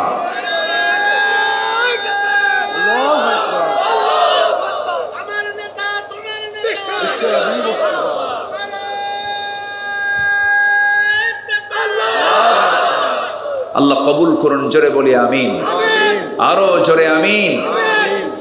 আমি সবার চেহারার দিকে তাকাচ্ছি, প্রচন্ড গরম লাগতেছে আপনাদের, গরমে থাকতে পারছেন না, কষ্ট হচ্ছে আপনাদের, নড়াচড়া করছেন, কিন্তু কি করবেন, এ তো গরমকাল, এ তো শীতকাল না। আর একটু সময় আমি চেয়ে নিচ্ছি, আমাকে সময় দিচ্ছেন তো নাকি? শুধু আপনি শুনছেন না কথাগুলো, এই কথাগুলো প্রযুক্তির কল্যাণে, এই ক্যামেরা রেকর্ডের যুগে এই কথাগুলো আগামীকালকে পৌঁছে যাবে, কোটি কোটি মানুষের কাছে আলোচনাগুলো চলে যাবে। এমন কোনো অযাচিত কথা আমার মুখ থেকে বের হওয়া যাবে না যে কথাগুলোর কোনো মূল্য আমার আল্লাহ তাআলা দিবেন না। আমি সেই জাতীয় কথাই বলবো যে কথাগুলো আমার আল্লাহ তাআলা তার কালামে বলে দিয়েছেন। আল্লাহ সেই তৌফিক যেন আমাকে দান করেন, জোরে বলি আল্লাহুম্মা আমিন। সম্মানিত ভাইয়েরা, তাহলে আমার দেশে আমরা যে সমাজে বসবাস করছি, এটা কি ইসলামী সমাজ বলা যায়? বলা যায় না। আজকের এই সমাজে সুদ সহজ না যাকাত সহজ? বলেন বলেন বলেন। বোরকা পরা সহজ কাজ না বোরকা ছাড়া সহজ কাজ? বোরকা ছাড়া সহজ, বোরকা ধরা কঠিন। আজকের সমাজে ভালো হওয়া সহজ না খারাপ হওয়া সহজ? বলেন বলেন। খারাপ হওয়া সহজ, ভালো হওয়া দারুণ কঠিন। আপনি ভালো হতে যাবেন, আপনি বিপদে পড়ে যাবেন। আজকের সমাজের সেই চিত্রই আমরা লক্ষ্য করছি। যুবকরা কোনো বেনামাজি নেতৃত্ব মানবা না। যে নেতা তোমাকে মদের বোতল তুলে দেবে, ফেন্সিডিল তুলে দেবে, যে নেতা তোমাকে নামাজের কথা বলবে না, যে নেতা তোমাকে অন্যায় করে মানুষের প্রতি জুলুম অত্যাচার করা শেখাবে, যে নেতা তোমার হাতে জেনা করার জন্য নারী তুলে দেবে, মদ তুলে দেবে, ওই সমস্ত নেতৃত্বের মুখে আমরা জুতা মারি, থুতু মারি। দেখলাম তো বহু কিছু। দেশ স্বাধীন হয়েছে ৭১, আজকে ২০২৪ সাল। দেশে দুর্নীতির পরিমাণ কমেছে না বেড়েছে? শুধু তাকান সাবেক সেনাপ্রধানের দিকে, আর শুধু তাকান সাবেক পুলিশ প্রধানের দিকে, আর কিচ্ছু দরকার নাই, আর কিচ্ছু দরকার নাই। আমরা এগুলো বলতে যাই নাই, তারাই বলতেছে তাদের কথা। সম্মানিত ভাইয়েরা, পাপ বাপকেও ছাড়ে না। হারামের কোন আরাম কোনদিন হতে পারে? হারাম ইনকাম করে, একটা কথা আছে, প্রায় অনেক আমার মুরব্বীদের কাছ থেকে ছোটবেলায় শুনেছি, যে দামে কেনা সেই দামেই বেচা। অর্থাৎ এক বেচারি সারা রাত কষ্ট করে ঘোড়া চুরি করে আনছে। চোর কষ্ট করে কম না বেশি? কন্ত ওর টেনশন কম হয় না বেশি হয়? ও আল্লাহর নাম নেয়, আল্লাহর নামটা কম নেয় না বেশি নেয়? ধরা জন্য না পড়ি, বিশাল টেনশন। চুরি করতেও কিন্তু যোগ্যতা লাগে। টাকাগুলো কেমনে বাইরে পাচার করব, কেমনে কি করব, বহু চিন্তা থাকে। চোরের চিন্তা কম হয় না বেশি হয়? বেশি হয়। বাড়িওয়ালার কোনো টেনশন আছে? বাড়িওয়ালা তো ঘুমায়। তো সারা রাত কষ্ট করে চুরি করছে, ঘর একখান কি মানে চুরি করে আনছে বাড়িতে। ছেলেটাকে ডাক দিয়ে বলে, বাজার অনেক কষ্ট করে ঘোড়াটা চুরি করে আনলাম, তুমি একটু বাজারে বিক্রি করে আসো। ছেলের হাতে ঘোড়া দিছে, ছেলে ঘোড়া নিয়ে বাজারে চলে গেছে। তো ঘোড়া নিয়ে দাঁড়ায় আছে, এক ক্রেতা এসে বলতেছে, ভাই ঘোড়াটার দাম কত? এত। কি? ঠিক আছে নিলাম, কিন্তু ঘোড়াটা যে নেবো একটু চেক করা দরকার, তো ওর চার পা ঠিক আছে কিনা, তো লাগামটা দাও, আমি একটু ঘোড়াটা চালায় আসি, দাবড়ায় আসি। ঘোড়ার পিঠে চড়ছে, দাম না দিয়াই ঘোড়া চালাচ্ছে। ওই যে চলে গেছে, আর ফেরত আসে না, সন্ধ্যা হয়ে গেছে। তো এখন ব্যর্থ ভরাক্রান্ত হৃদয় নিয়ে ছেলে চলে গেছে বাড়িতে। বাপ বলল, বাজান কষ্ট করে ঘোড়া চুরি করে আনলাম, ঘোড়াটা বিক্রি করছে কত টাকা? দেখে, আব্বা যে দামে কেনা সেই দামেই বেচা। চোরের মাল চোর নিয়ে গেছে, এই চোরের মাল, এই চোরদের মাল চোররাই নিয়ে যাবে, ভোগ করতে পারবে না। হারামের কোন আরাম, হারামের কোন আরাম কারণের সম্পদ কাজে লাগেনি। সাদ্দাদের কল্পিত জান্নাতে সাদ্দাত ঢুকতে পারেনি। এই জন্য আসুন আমরা সেই সমাজ গড়তে চাই যে সমাজ গড়তে বলেছেন কে? এবং গড়ার জন্য যে শিক্ষা, যে পদ্ধতি শিখিয়েছেন তিনি হচ্ছেন মুহাম্মদ সাল্লাল্লাহু আলাইহি ওয়াসাল্লাম।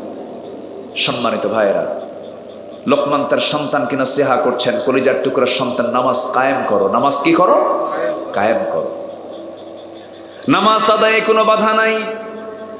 নামাজ কায়েমের সংগ্রাম করতে যাবেন, আপনার সামনে ফেরাউন দাঁড়িয়ে যাবে, আপনার সামনে নমরুদ দাঁড়িয়ে যাবে, হামানরা দাঁড়িয়ে যাবে, কখনো হতাশ হওয়া যাবে না। নামাজ কায়েমের সংগ্রাম থেকে নিজেকে গুটিয়ে রাখলে পরে সে ব্যক্তির পরিচয় হয়ে যাবে মুনাফিক। মুনাফিকের জন্য রাসূল পর্যন্ত দোয়া করেছেন, কিন্তু সেই দোয়া আল্লাহ কবুল করেন নাই। সবার কম বেশি ইতিহাসটা জানা আছে। আমার নবীজির পিছনে লোকটা নামাজও পড়তো, নবীর পিছনে ইক্তেদা করতো, নবীর বয়ান শুনে শুনে ওই মুনাফিকের চোখে পানি আসতো। সে মসজিদ বানাইছে, সে নবীর পিছনে নামাজ পড়েছে, জিকির আজগার করেছে, মুখে দাড়িও ছিল, মাথায় টুপিও ছিল, পরনে জুব্বাও ছিল, কিন্তু আমার নবীজির সঙ্গে মূল কাজে সে অংশগ্রহণ করে নাই, দিন কায়েমের সংগ্রামে সে অংশগ্রহণ করে নাই। আল্লাহর জমিনে দিন কায়েম হোক এটা সে মনে মনে কখনো চায় নাই। এমন একজন মুনাফিকের নাম ছিল আব্দুল্লাহ ইবনে উবাই বিন সুলুল। তার ছেলে একজন বড় সাহাবী ছিলেন। এই আব্দুল্লাহ ইবনে উবাই বিন সুলুল আমার নবীর জীবদ্দশায় হঠাৎ অসুস্থ হয়ে পড়ল, দুনিয়া থেকে বিদায় নিয়ে নিল। নবীর কাছে তার ছেলে এসে বলছে, ইয়া রাসূলুল্লাহ, আমার বাপ, আমি জানি খারাপ মানুষ, আপনিও জানেন খারাপ মানুষ, মুনাফিক ছিল, কিন্তু আমার বাপ দুনিয়া থেকে বিদায় নিয়েছেন। আমার বাপ মারা যাওয়ার আগে আমাকে দুইটা কথা বলে গেছেন। নাম্বার 1 হলো, ও আমার সন্তান, আমি যদি মারা যাই আমার কাফনের কাপড়টা যেন আমার রাসূলের যেন জুব্বাটা দিয়ে যেন আমার কাফনের কাপড়টা যেন পরানো হয়। নাম্বার 2 হলো, আমার জানাজা যেন বিশ্বনবী নিজে পড়ায় দেন। এই কথা বলে দুনিয়া থেকে এই মুনাফিকটার বিদায় হয়ে যায়। আমার নবীর কাছে যখন এই সংবাদ দেওয়া হলো, রাসূল বললেন, ও আমার সাহাবী, তুমি আমার প্রিয় সাহাবী, তোমার আব্বা যখন এই কথা বলে গেছে, যাও, আমি তোমার আব্বার কথাটা রাখবো। আমার নবীজি জানাজার আয়োজন হয়ে গেল, কাফনের কাপড় পরাতে হবে। রাসূল তার সন্তানের হাতে আমার নবীর ব্যবহৃত একটা জুব্বা তার হাতে দিয়ে বললেন, যা আব্দুর রহমান, তোমার আব্বার গায়েটা পড়ায়া দাও। পড়ায়া দেওয়া হলো, গোসল করানো হলো, জানাজার আয়োজন হবে। দুটো বর্ণনা পাওয়া যায়, কেউ বলেছেন রাসূল জানাজা পড়েছেন, কেউ বলেছেন রাসূল জানাজা পড়েন নাই।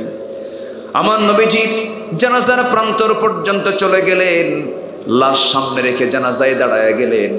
এমন সময় পেছন থেকে ওমর ফারুক রাদিয়াল্লাহু তাআলা আনহুর মতো মানুষ পিছন থেকে টানতেছেন, হুজুর আপনি জানাজা পড়ায় নাই তো, মুনাফিক ছিল। রাসূল বললেন, ওরে ওমর, আমাকে বাধা দিও না, আমার সাহাবীর বাবা, আমি জানাজা পড়ায় দেই। নবীজি জানাজা পর্যন্ত পড়ায়া দিলেন, নিজের গায়ের জুব্বা পর্যন্ত মুনাফিককে দান করে দিলেন। রাসূল জানাজা শেষ হতে না হতে আয়াত নাজিল হলো, ইন তাস্তাগফির লাহুম আও লা তাস্তাগফির লাহুম ইন তাস্তাগফির লাহুম 70 মাররাতান ফালান ইয়াগফিরাল্লাহু লাহুম। হে রাসূল, আপনি তাদের জন্য মাফ চান অথবা মাফ না চান, ক্ষমা চান বা না ক্ষমা না চান, আপনি যদি ওই মুনাফিকের জন্য যদি আপনি 70 বার দোয়া করেন, আমি আল্লাহ দোয়া কবুল করব না। আমার বন্ধুগণ, সেই মুনাফিক এত জঘন্য একটা চরিত্রের জিনিস। এই জঘন্য চরিত্র যে বান্দার মধ্যে থাকবে, সেই বান্দার জন্য জান্নাতটা হারাম হয়ে যাবে, তার জন্য জান্নাত বরাদ্দ হবে না। অতএব এখান থেকে প্রমাণ হলো, ওই মুনাফিকের ভিতরে নামাজ ছিল, রোজা ছিল, দান ছিল, সদকা ছিল, মসজিদ নির্মাণ ছিল, সব ছিল, কিন্তু নামাজটা সমাজে চালু হোক, যাকাত সমাজে চালু হোক, আল্লাহর দ্বীন সমাজে চালু হয়ে যাক, ওই মুনাফিকের মধ্যে এটা ছিল না, সেটাকে চাই নাই। আমাদের সমাজে এমন মুনাফিক মনে হয় একটাও নাই। আসতে বলবেন না, আছে না? নাই। এখানেই তো কথা, এখানেই তো কথা। আপনি নামাজ পড়বেন, হজ করবেন, আপনি দান সদকা করবেন, মসজিদ বানাবেন, মাদ্রাসা বানাবেন, কিন্তু সমাজে পর্দার বিধান চালু হোক, জেনার আইন চালু হোক, সুদ বন্ধ হয়ে যাক, অসামাজিক কার্যকলাপ বন্ধ হয়ে যাক, এটা আপনি চাবেন না। আপনার ঈমান আনা হয় নাই, আপনি মুনাফিকের কাতারের সদস্য হয়ে গেছেন। এই বিষয়টা খেয়াল করতে হবে। আমার নবীজি কখনোই, আমার নবীর সঙ্গে আবু জেহেলের দ্বন্দ্ব হতো না, সংঘর্ষ হতো না। যখন রসুল বলেছেন আবু জেহেল সুদ সমাজে চলবে না, জেনা সমাজে চলবে না, এই সমস্ত কারবার সমাজে চলতে পারে না, মদের কারবার চলবে না, সঙ্গে সঙ্গে আবু জেহেল বলল, মুহাম্মদ এগুলো তো আমার কারবার, পানির চাইতে মদ প্রিয়, জেনা আমার নিয়মিত কাজ, এগুলো আমি বন্ধ করতে পারবো না। সঙ্গে সঙ্গে দ্বন্দ্ব লেগে গেল। শেষ পর্যন্ত রসুল মক্কার মানুষ হিজরত করলেন কোথায়? হিজরত করলেন কোথায়? শুধু একটা কারণ, সেটা হলো রসুল বলেছেন এই জমিন যার, এই জমিনের মালিক যিনি, এই জমিনে কারো আইন চলবে না, সে আল্লাহর আইন চলতে হবে। শুধু এই কারণে আমার নবী মক্কা থেকে পাড়ি জমালেন কোথায়? মদিনায় চলে গেলেন। সেই মদিনায় গিয়ে শান্তিতে আরামে একটা রাত তিনি কাটাতে পারেন নাই। একটা রাত তার যায়নি, তার আরামে রাত গেছে এমন কোনো রাত তার যায় নাই। 10 বছর মক্কার 13 বছর মার খেলেন, মক্কার 13 বছর শুধু মার খেয়েছেন। মদিনায় যখন তিনি চলে আসলেন এই নামাজ কায়েমের জন্য, এই দিন কায়েমের জন্য, মদিনায় যখন হিজরত করে চলে আসলেন, ছোট্ট একটা ক্ষুদ্র রাষ্ট্র গড়ে তুললেন। মদিনা নামক ক্ষুদ্র রাষ্ট্র গড়ে তোলার পর 1 বছর যেতে না যেতেই সেই রসুলের দিনকে, রসুলকে দুনিয়া থেকে বিদায় করার জন্য সেই মক্কার কোরাইশরা 1000 সৈন্য নিয়ে লোহিত সাগরের পাশ দিয়ে ঘেসে ঘেসে বদর প্রান্তর পর্যন্ত চলে এলো। সেটা ছিল রমজান মাস। কি মাস বলেন? আসতে বলবেন না, কি মাস ছিল? রমজান মাস। রমজান আমাদের মাঝে বারবার আসে, কিন্তু বদর আসে না। রমজান আমাদের মাঝে বারবার আসে, কিন্তু মক্কা বিজয়ের সেই চেতনা আমাদের মধ্যে লালন হয় না। একটা বছর প্রথমবার যখন রোজা ফরজ হয়, সেই রোজার মাসেই বদর প্রান্তরে আবু জেহেল, উতবা, সাইবা সমস্ত কাট্টা কাট্টা কাফেররা বদর প্রান্তরে উপস্থিত হয়ে গেল আল্লাহর দিনকে নিভিয়ে দেওয়ার জন্য। কিন্তু দিনটা কার? আসতে বলবেন না, কার? আল্লাহর দিন। আমার বন্ধুগণ, সে আল্লাহর দিনকে নিভিয়ে দেওয়ার জন্য মক্কার কুরাইশরা 1000 সৈন্য নিয়ে আবু জেহেল তার নেতৃত্বে সব চলে এলো। বদর নামক প্রান্তরে তারা হাজির হয়ে গেল। বদর নামক প্রান্তরে যখন হাজির হয়ে গেল, আমার নবীজির কানে সংবাদ চলে গেছে, আমার নবীজি সাহাবা কেরামকে নিয়ে 1 বছর হয় নাই, তিনি কেবল মদিনায় পাড়ি জমিয়েছেন। নবীর কানে সংবাদ আসার সঙ্গে সঙ্গেই রাসূল করিম সাল্লাল্লাহু আলাইহি সাল্লাম সাহাবা কেরামকে এক জায়গায় জড়ো করে বলছেন, সাহাবীরা, কুরাইশরা তো বদর প্রান্তর পর্যন্ত চলে আসছে, এই কণ্ঠকে ক্রীড়া ময়দানে আমাদের অবশ্যই মোকাবেলা করতে হবে। কারা কারা রাজি আছো বলো? লাব্বাইকা ইয়া রাসূলুল্লাহ। সব সাহাবীরা নবীর সামনে হাজির হয়ে গেলেন। রাসূল বলেন, সাহাবীরা কে কে আছো আমার সঙ্গে যুদ্ধে যাবে? সব হাত উঁচু করে লাব্বাইকা রাসূলুল্লাহ বলে সম্বোধন করলেন। কিন্তু গুনে গুনে সংখ্যা খুব কম হয়ে গেল, মাত্র 313 জন হলো, ওইদিকে 1000 জন। রাসূল বলেন, সাহাবীরা শোনো, যুদ্ধে তো যেতেই হবে, কিন্তু সেই যুদ্ধে বিজয়ের জন্য সাহায্য চাইতে হবে কার কাছে? আসতে বলবেন না, কার কাছে? আমাদের সবচেয়ে বড় অস্ত্র হলো দুনিয়ার অস্ত্র না আল্লাহর সাহায্য? আল্লাহর সাহায্য। আমার নবীজি সাহাবা কেরামকে এক জায়গায় করলেন। তরবারি কারো হাতে দিতে পারলেন না, ঘোড়া কারো হাতে দিতে পারলেন না, অস্ত্র নাই, ঘোড়া নাই, কোনো কিছুই নাই। সাহাবীরা 16টা রোজা রেখেছেন, দুর্বল হয়ে গেছেন। মক্কা থেকে মদিনায় তারা হিজরত করেছেন, ঘর বাড়ি ছেড়ে চলে আসছেন, তারা দুর্বল হয়ে গেছেন সব দিক থেকে। আমার নবীজি এমন সময় সাহাবা কেরামের হাতে এমনও বর্ণনা পাওয়া যায়, খেজুর গাছের ডাল হাতের মধ্যে তুলে দিয়ে বললেন, সাহাবীরা চলো, যুদ্ধে যেতে হবে। সাহাবীরা বলেন, হুজুর আমরা রোজা রেখে যুদ্ধ করব। রাসূল বলেন, না রে সাহাবী, যুদ্ধের জন্য গায়ের শক্তির প্রয়োজন আছে, রোজা ভেঙে ফেলে দাও, পরে তুমি রোজা রাখতে পারবে। ইদ্দাতুম মিন আইয়ামিন উখর, পরবর্তীতে তোমরা রোজা রাখার সুযোগটা পাবে। আমার নবীজি রোজা ভাঙ্গার অর্ডার দিলেন, নিজেও রাসূল রোজা ভেঙে ফেললেন। তাহলে রোজার মাসে রোজা রাখাও ফরজ, রোজা ভাঙ্গাও, রোজা ভাঙ্গাও ফরজ। কিসের জন্য? নামাজ কায়েমের জন্য, দিন কায়েমের জন্য, আল্লাহর জমিন আল্লাহর দিন কায়েমের জন্য। আমার নবীজি রোজার মাসে রোজা ভেঙ্গে সাহাবে কেরামকে নিয়ে বদর প্রান্তর পর্যন্ত পৌঁছে গেলেন 313 জন সাহাবী। এই 313 জন সাহাবীর মধ্যে নাবালক কিছু সন্তানও ছিল, বুড়া বুড়া কিছু সাহাবীও ছিলেন।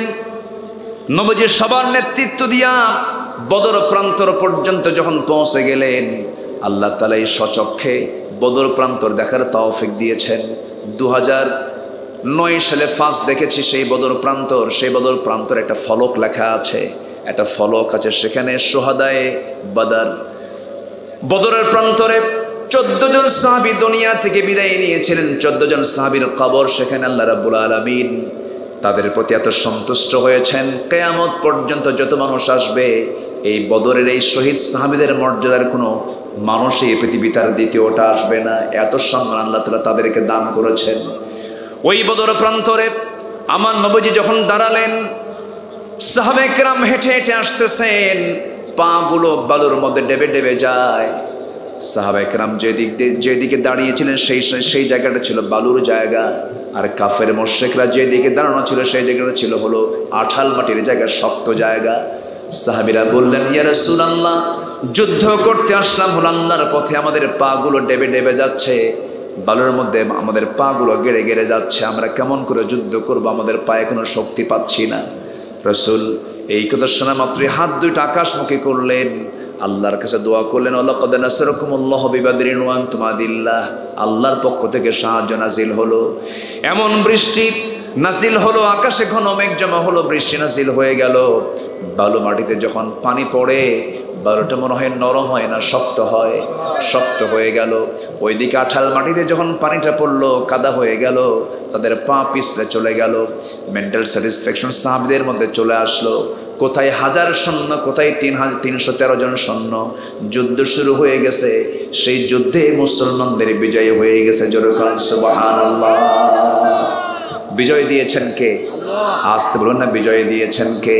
কিন্তু মাঝখান থেকে শাহাদাত বরণ করেছেন কয়জন সাহাবী? 14 জন সাহাবী। এই 14 জন সাহাবীর ভিতরে একজন সাহাবী ছিলেন ছোট্ট সাহাবী, নাবালক সাহাবী।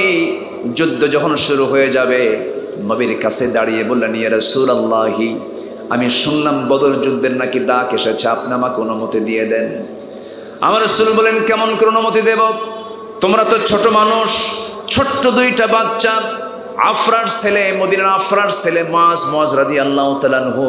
হুজুর, আমরা শুনলাম সৈন্যের সংখ্যা নাকি কম, আমরা যেতে চাই। রাসূল বলেন, না, অনুমতি দেওয়া যাবে না। বড়জন বলে, হুজুর দয়া করে আপনি আমাকে পারমিশন দেন, আমি তোর চাইতে বড় আছি। ছোটজন বলে, হুজুর গায়ের শক্তি ওর বেশি নয়, গায়ের শক্তি আমার বেশি, শুধু লম্বা হয়ে গেছে। রাসূল বলেন, কেমন করে বুঝবো? তাহলে মারামারি লাগায় দেন। মারামারি লাগায় দেওয়া হলো। বড়জন ছোটজনকে ফেলে দিল। ছোটজন নিচ থেকে বড় ভাইয়ের কানের মধ্যে মুখ ঢুকায় বলে, ভাই রে, কেমন করে তুই একা আমাকে ছেড়ে তুই যুদ্ধে যাবি? আমার কি যাওয়ার শখ হয় না? আমার যুদ্ধে যাওয়ার জন্য সুযোগ করে দে, তুই তোর গায়ের শক্তি কমায় দে। গায়ের শক্তি কমায় দিল। ছোট ভাই বড় ভাইয়ের বুকের উপরে উঠে বসলো। রাসূল টের পেলেন, মুস্কি মুস্কি হাসেন, কিন্তু নবীর চোখে টপ টপ করে পানি পড়ছে। ছোট্ট দুইটা বাচ্চাকে কোলের মধ্যে নিয়ে চোখের পানি ফেলে বলছে, আল্লাহ, গায়ের শক্তি নাই কিন্তু ইমানের শক্তি আছে, এদেরকে অনুমতি দিয়ে দিলাম। সেই যুদ্ধের ময়দানে বড় ভাই ছোট ভাইকে নিয়ে এক সাহাবীকে ডাক দিয়ে বলছো, দিনের পথের মুজাহিদরা, তোমরা যুদ্ধ করতে আসছো কাফিরদের বিরুদ্ধে, সবার বিরুদ্ধে, কিন্তু আমরা যুদ্ধ করতে আসছি আমরা আবু জেহেলের বিরুদ্ধে। কেন?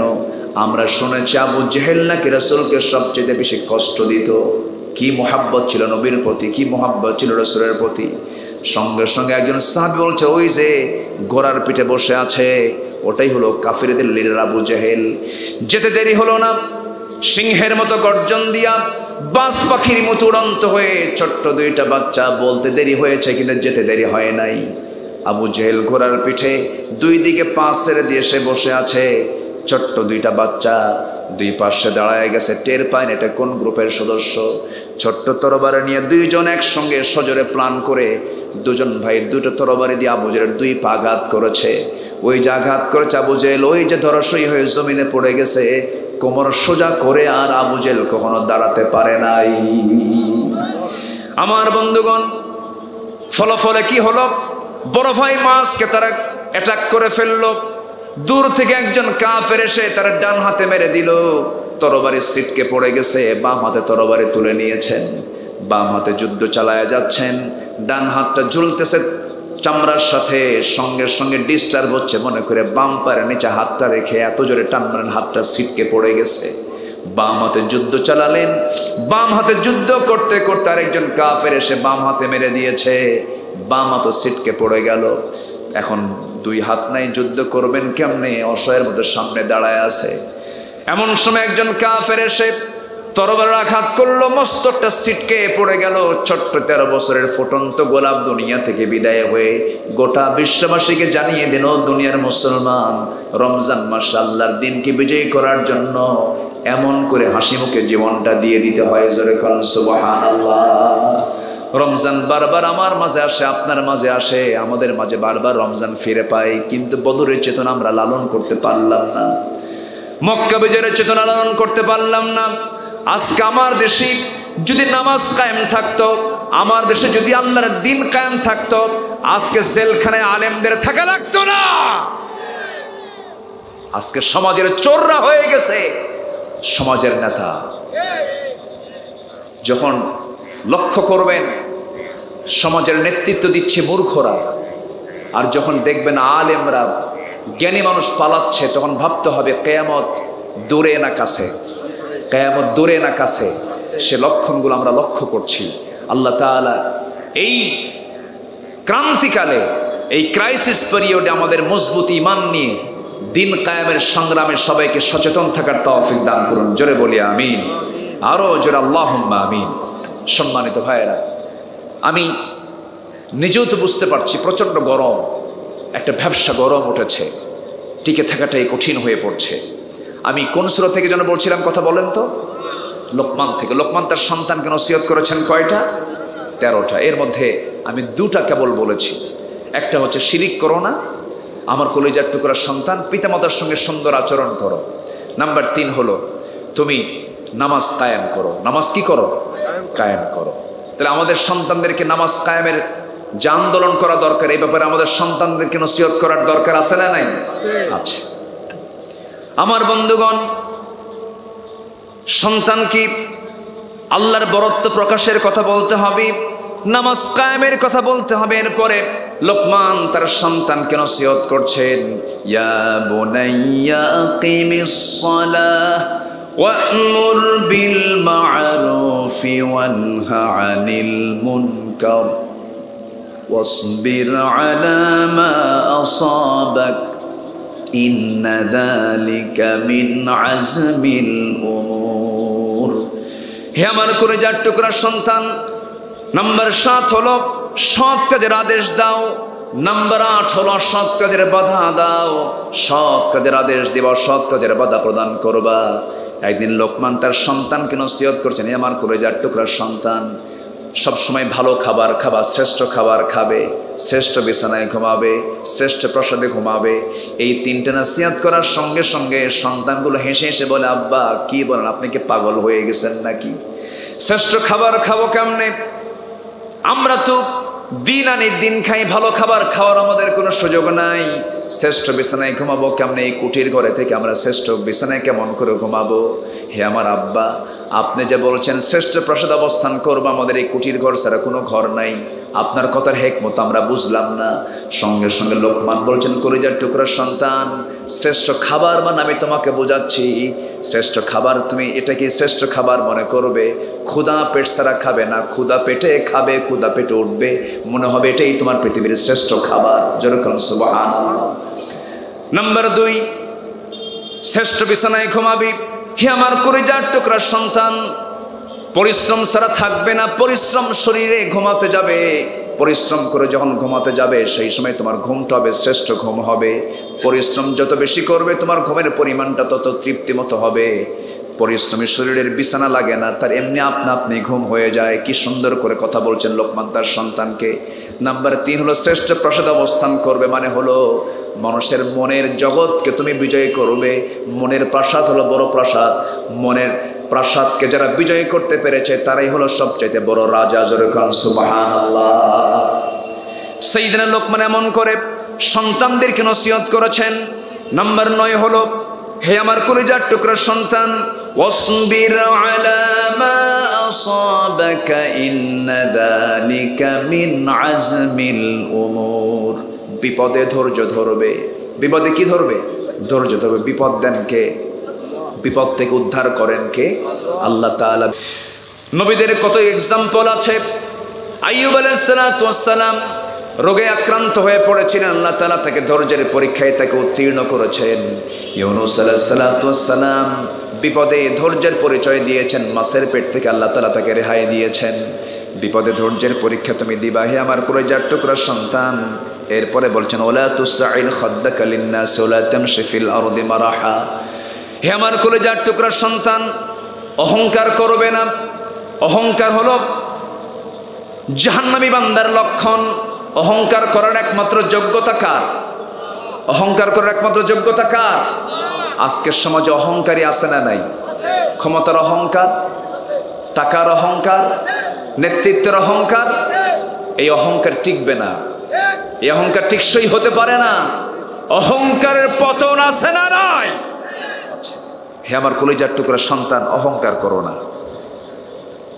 নাম্বার 11 হলো, দম্ভ ভরে জমিনে চলো না। জমিনে মনে করো না আমি কি হুনুরে, এরকম আচরণ করে ওয়ালা তামশি ফিল আরদি মারাহা। জমিনে চলাফেরা করো না, মানুষকে এড়িয়ে চলো না, মানুষকে আন্ডার এস্টিমেট করো না। নাম্বার 13 হলো, ওয়াকসিদ ফি মাশিক ওয়াগদুদ মিন সাওতিক। তুমি তোমার আওয়াজকে ক্ষীণ করবে, আওয়াজকে বড় করে কথা বলবে না। সবচেয়ে বড় আওয়াজে কথা বলে হচ্ছে ইন্না আনকারাল আসওয়াতি লা সাওতিল হামির। সবচেয়ে বড় আওয়াজ হচ্ছে গাধার আওয়াজ। গাধার আওয়াজ কি মিষ্ট হয়? পছন্দনীয় না। মিষ্টি সুরে, সুন্দর করে নরম সুরে কথা বলবে। এই কথাগুলো লোকমান তার সন্তানদেরকে দিচ্ছেন, উপদেশ দিচ্ছেন। এই নসিহাগুলো আমাদের পরিবারে আমরা নিয়মিত দেব। জোরে বলি ইনশাআল্লাহ। আজকে সন্তানদের মুখের আওয়াজ বেশি না বাবার মুখের আওয়াজ বেশি? বলেন বলেন বলেন বলেন। কেন? এটার জন্য আমাদের কি ব্যর্থতা নাই? আমাদের কি দোষ নাই? আমাদেরও দোষ আছে। আমরা সন্তানদেরকে সেই নসিহাগুলো দেই নাই। এই জন্য আল্লাহ তাআলা বলছেন, তোমরা লোকমানের মতো বাপ হও, দাউদের মতো পরিশ্রমী হও, মারিয়ামের মতো ধৈর্যশীলা হও, রহিমার মতো প্রতিভক্ত হও, আয়েশার মতো শিক্ষিত হও, খাদিজার মতো নবীভক্ত হও, সুলাইমানের মতো ন্যায়বান শাসক হও, মুসার মতো সাহসী হয়ে যাও, নূহের মতো ধৈর্যশীল দায়ী হও, ইউনুসের মতো বিপদে অধিক জাকির হও, অসুস্থকে নিয়ামত মনে করো, আদমের মতো পারিবারিক রক্ষণশীল হও, ইউসুফের মতো পবিত্র হও, আসিয়ার মতো হকের পক্ষে অনড় থাকো, আবু বকরের মতো দৃঢ়চেতা হও, ওমরের মতো সাহসী হও, ওসমানের মতো দানশীল হও, আলীর মতো লড়াকু সৈনিকের মতো বীর ভূমিকা পালন করো, বাতিল শক্তির মোকাবেলা করো। বিজয় দিবেন কে? আল্লাহ তাআলা। আমাদের সব এক্সাম্পল আমাদের সামনে রেখে দিয়েছেন তিনি কে? আল্লাহ তাআলা। আসিয়ার মতো নারী যদি আজকের সমাজে থাকতো, সমাজটা জান্নাতের টুকরা হয়ে যেত। আসিয়া জীবন দিয়েছেন কার পথে? তার কাছে স্বামী বড় না আল্লাহ বড়? বলেন, তার কাছে দুনিয়া বড় না আল্লাহ বড়? আসিয়া কি এমন স্বামী পেয়েছিলেন যে স্বামী কি ফকির না দেশের প্রধান? দেশের প্রধান। আসিয়ার স্বামী ছিল রাষ্ট্রপ্রধান।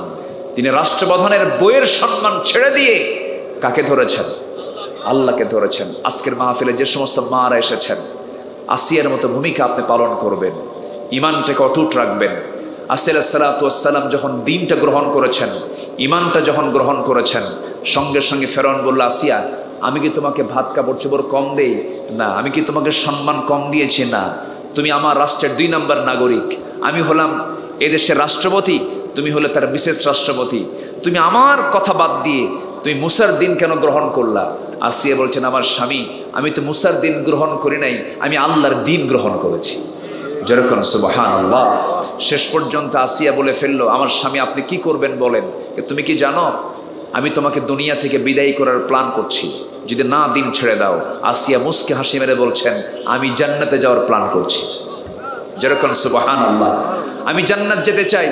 আপনি আমাকে শাস্তির মাত্রা যত বাড়ায়া দিবেন, আপনি দেখতে পাবেন আমার ইমানের মাত্রা তত বেশি বেড়ে গেছে। যেরকম সুবহানাল্লাহ। শেষ পর্যন্ত আসিয়া আলাইহিস সালাতু ওয়াস সালামকে পাকড়াও করে ফেলা হলো। আসিয়া সম্পর্ক গড়লেন কার সাথে? আসতে বলবেন না, কার সাথে? আল্লাহর সাথে।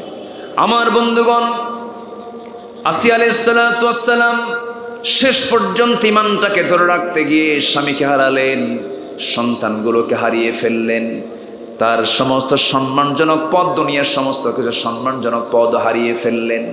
ফেরাউন আসিয়াকে লক্ষ্য করে বলছে, আসিয়া শোনো, এখনো সময় আছে, কি করবে বলো। আসিয়া বলছেন, আমার প্রতি অত্যাচার যত বাড়বে আমার ঈমান তত পাকা হয়ে যাবে। শেষ পর্যন্ত জল্লাদ প্রস্তুত করা হলো, জল্লাদ সামনে হাজির করা হলো, বলা হলো, আসিয়া তুমি শোনো, এই যে জল্লাদ তোমার সামনে হাজির করলাম, তোমাকে 2 টুকরা করে দুনিয়া থেকে বিদায় করে দেবে। আসিয়া বলছেন, স্বামী আমার, আমি কোনোদিন আপনার সঙ্গে খারাপ আচরণ করি নাই, আপনি আমার স্বামী হন, আমি আপনাকে সম্মান করি, কিন্তু আজকে আপনি আমাকে যে কারণে দুনিয়া থেকে বিদায় করে দিচ্ছেন, এতে আমার কোনো দুঃখ নাই। আপনি কি ভাবছেন তা জানি না, আমার কোনো মনক্ষুণ্ণতা নেই, কারণ আমি আমার নাকের মধ্যে জান্নাতের ঘ্রাণ পেতেছি। জোরে বলুন সুবহানাল্লাহ। শেষ পর্যন্ত আসিয়া আলাইহিস সালাতু ওয়াস সালাম অনড় থাকলেন, ঈমানটাকে মজবুত করে রাখলেন। শেষ পর্যন্ত তার সামনে জল্লাদ হাজির হয়ে গেল। জল্লাদ হাজির হয়ে যখন তার সামনে করাত জানিয়ে তখন মাথার কাছে যখন না হলো, আসিয়া আলাইহিস সালাতু ওয়াস সালাম আল্লাহকে এত কাছে টেনেছেন যে সেই সময় সঙ্গে সঙ্গে 2 হাত উঁচু করলেন আসমান দিকে, একটা দোয়া করলেন। সেই দোয়া আল্লাহ রাব্বুল আলামিন এত সুন্দর করে পছন্দ করলেন। আল্লাহ রাব্বুল আলামিন সেই দোয়াটা হুবহু কোরআনের মধ্যে উল্লেখ করে বললেন। কি দোয়া তিনি করেছিলেন? রব্বি বিনিলি ইনদাকা বাইতান ফিল জান্নাহ ওয়া নাজ্জিনি মিন ফিরআউনা ওয়া আমালিহি। আল্লাহ তুমি আমার জন্য বানায় দাও তোমার কাছে ছোট্ট একটা ঘর, তুমি আমাকে দিবা ফিল জান্নাহ, জান্নাতের মধ্যে। আমি বেশি ঘর চাই না, একটা জান্নাত। আমি চাই না জান্নাতের মধ্যে একটা ঘর তুমি আমাকে বানায় দিবা, তবে সেই ঘরটা হওয়া চাই আল্লাহ তোমার ঘরের দেওয়ালের সাথে। জোরে বলুন সুবহানাল্লাহ। দুনিয়া থেকে বিদায় নিয়েছেন, কিন্তু ঈমান থেকে এক চুল পরিমাণ নড়েন নাই। আমরা ঈমানটাকে মজবুত রাখবো, জোরে বলি ইনশাআল্লাহ। সবাইকে ফজর পড়বেন, সবাইকে ফজর পড়বেন। একটু হাত তুলে দেখেন তো দেখি, জোরে বলি ইয়া আল্লাহ, আরো জোরে বলি ইয়া আল্লাহ। আমাদেরকে ফজর, জোহর, আসর, মাগরিব, ইশা 5 ওয়াক্ত সালাত আদায় করার তৌফিক তুমি আল্লাহ দিয়া দাও। জোরে বলি আমিন, আরো জোরে আমিন, আরো জোরে আমিন। হাত নামান। অনেক রাত হয়েছে, ফজরের সময়। হ্যাঁ, ফজর পড়বেন তো সবাই নাকি? সবার বাড়িতে মা বোন আছে না নাই? মা বোনদেরকে বিশেষ করে পর্দার দিকটা আমরা খেয়াল রাখার চেষ্টা করব। জোরে বলি ইনশাআল্লাহ। সবাই বসেন। ফ্যানের ব্যবস্থা তো নাই, আপনারা কষ্ট পাচ্ছেন, একটু বসেন। ঘরমাক্ত দেহ নিয়ে আমরা চাইবো এখন সরাসরি কার কাছে? আল্লাহর কাছে চাব। এখানে কিছু প্রশ্ন আসছে, হুজুর হানাফি আহলে হাদিসের ভিতরে পার্থক্য। আচ্ছা, শুনেছি শিয়াদের বাসায় পানি পান করা যাবে না, আচ্ছা হিন্দুদের বাসায় সব কিছু খাওয়া পান করা যাবে, এগুলো কি? আচ্ছা, প্রশ্ন। আমি প্রশ্নের উত্তর তো ভেবে দেই না, তবে একটা বিষয়, সেটা হলো কোরআনে আমাদের পরিচয় হলো হানাফি আহলে হাদিস না মুসলমান? বলেন তো বলেন তো বলেন তো। আমরা কি এমন কোনো পরিচয় দেব না আমরা মুসলমান পরিচয় দেব? আমাদের সবচেয়ে বড় পরিচয় কি বলেন? হুয়া সাম্মাকুমুল মুসলিমিন। আদম কি ছিলেন? নুহু কি ছিলেন? ইব্রাহিম কি ছিলেন? মুসা কি ছিলেন? মা কানা ইব্রাহিম ইয়াহুদিয়্যান ওয়ালা নাসরানিয়ান। ইব্রাহিম আলাইহিস সালাম ইহুদি ছিলেন না নাসারাও ছিলেন? তিনি মুসলমান ছিলেন। আমরাও মুসলমান। আমরা কি বলেন? মুসলমান। আচ্ছা, এরপর শিয়াদের ব্যাপারে আমাকে একটা প্রশ্ন করা হয়েছে। শিয়া গোটা পৃথিবীতে একটা দেশের সংখ্যাগরিষ্ঠ, সেটা হলো ইরানে। তো ইরানের এই শিয়াদের মধ্যে অনেকগুলো গ্রুপ আছে। এর মধ্যে জাইদি একটা গ্রুপ আছে, যেটা অনেকেই বলেছেন তারা হক, তাদের মধ্যে আকীদাগত কোনো সমস্যা নাই। তো আমাদের মধ্যেও তো যারা আমরা সুন্নি পরিচয় দিই, আমরা কি বলেন তো? সুন্নি না? আমাদের মধ্যেও কবর পূজা আছে না নাই? মাজার পূজা আছে না নাই? আছে না? তাহলে আমাদের মধ্যেও তো বাতিল ফেরকা আছে, আমাদের মধ্যেও তো ভেজাল আছে। তো এক পাইকেরে ধরে সবাইকে গেলাই দেওয়ার কোনো সুযোগ নেই। আমাদের সবচেয়ে বড় পরিচয় হলো আমাদের একটাই কালেমা। আমরা একটা কালিমার পতাকা তলে আমরা আবদ্ধ হতে চাই। আমরা এমন কোনো নতুন করে ফেরকা তৈরি করে আমাদের মধ্যে বিভাজন সৃষ্টি করব না। আমাদের পরিচয় একটাই, সেটা হচ্ছে লা ইলাহা ইল্লাল্লাহ। এই কালিমার ভিত্তিতে আমরা এক থাকতে চাই। আমরা আল্লাহ তাআলা আমাদেরকে এক প্ল্যাটফর্মে আসার তৌফিক দান করুন।